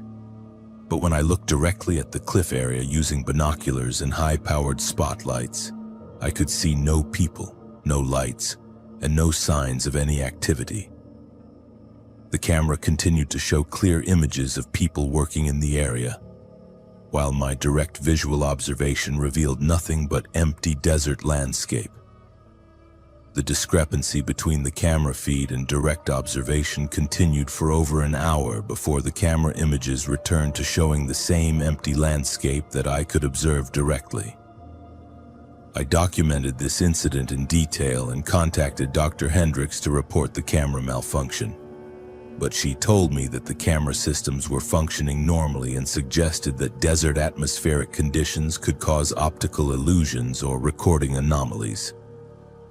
She instructed me to continue my normal security duties and not to be concerned about technical issues with the scientific equipment unless there were actual security breaches or unauthorized personnel on the facility grounds. But during the following weeks, multiple cameras began displaying images that did not correspond to direct visual observation. The cameras showed people, vehicles, structures, and activities in areas that appeared completely empty when observed directly. The discrepancies were consistent across different camera systems and occurred at the same times as the voice phenomena, suggesting a connection between the visual and audio anomalies. The electromagnetic field detectors also began registering significant activity during the same time periods when the cameras and audio equipment were recording anomalous phenomena. The readings indicated electromagnetic disturbances that were much stronger than normal background levels, and that seemed to originate from specific locations around the cliff area. The patterns suggested organized sources of electromagnetic activity rather than random environmental fluctuations. After 3 months on the job, I realized that the research station was not studying geological formations or archaeological sites, but was monitoring active paranormal phenomena that occurred regularly in the Skull Cliff area. The scientific equipment was designed to document and analyze supernatural activities, and my security position was intended to provide protection for researchers who were investigating dangerous or unpredictable supernatural forces. The final incident that convinced me to terminate my security contract occurred during a particularly intense night of voice and camera phenomena. While conducting my 2 o'clock perimeter inspection, I encountered a group of people walking toward the research station from the direction of Skull Cliff. The people appeared to be researchers or scientists carrying equipment and wearing clothing appropriate for desert field work, but they were not scheduled to be at the facility during overnight hours. When I approached the group to verify their authorization to be on the facility grounds, they seemed surprised to see me and claimed they were part of a research team that had been working at the site for several days. They knew details about the facility and the research projects that seemed authentic, but their names were not on any of the personnel lists I had been provided, and they had no identification or documentation that would authorize their presence during secured overnight hours. The group asked detailed questions about my security procedures, my work schedule, and the operation of the monitoring equipment. They seemed particularly interested in the electromagnetic field detectors and the audio recording systems, asking technical questions about the equipment capabilities and data storage procedures. Their knowledge of the scientific equipment was extensive and suggested professional familiarity with the research operations. But when I attempted to contact Dr. Hendricks to verify the authorization of these researchers, my radio and satellite phone systems experienced complete communication failures.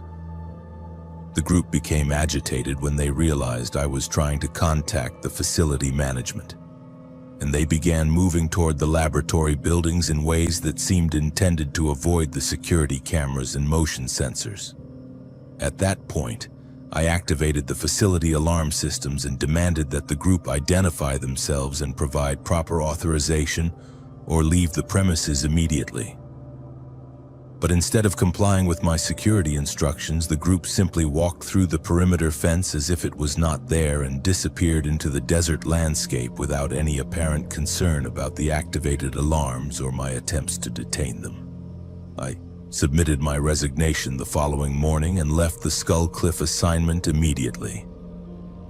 The incidents I experienced during my 3 months at the research station convinced me that some security positions involve protecting against threats that fall outside normal training and procedures, and that the Skull Cliff facility was monitoring phenomena that posed risks to personnel that were not adequately addressed in standard security protocols.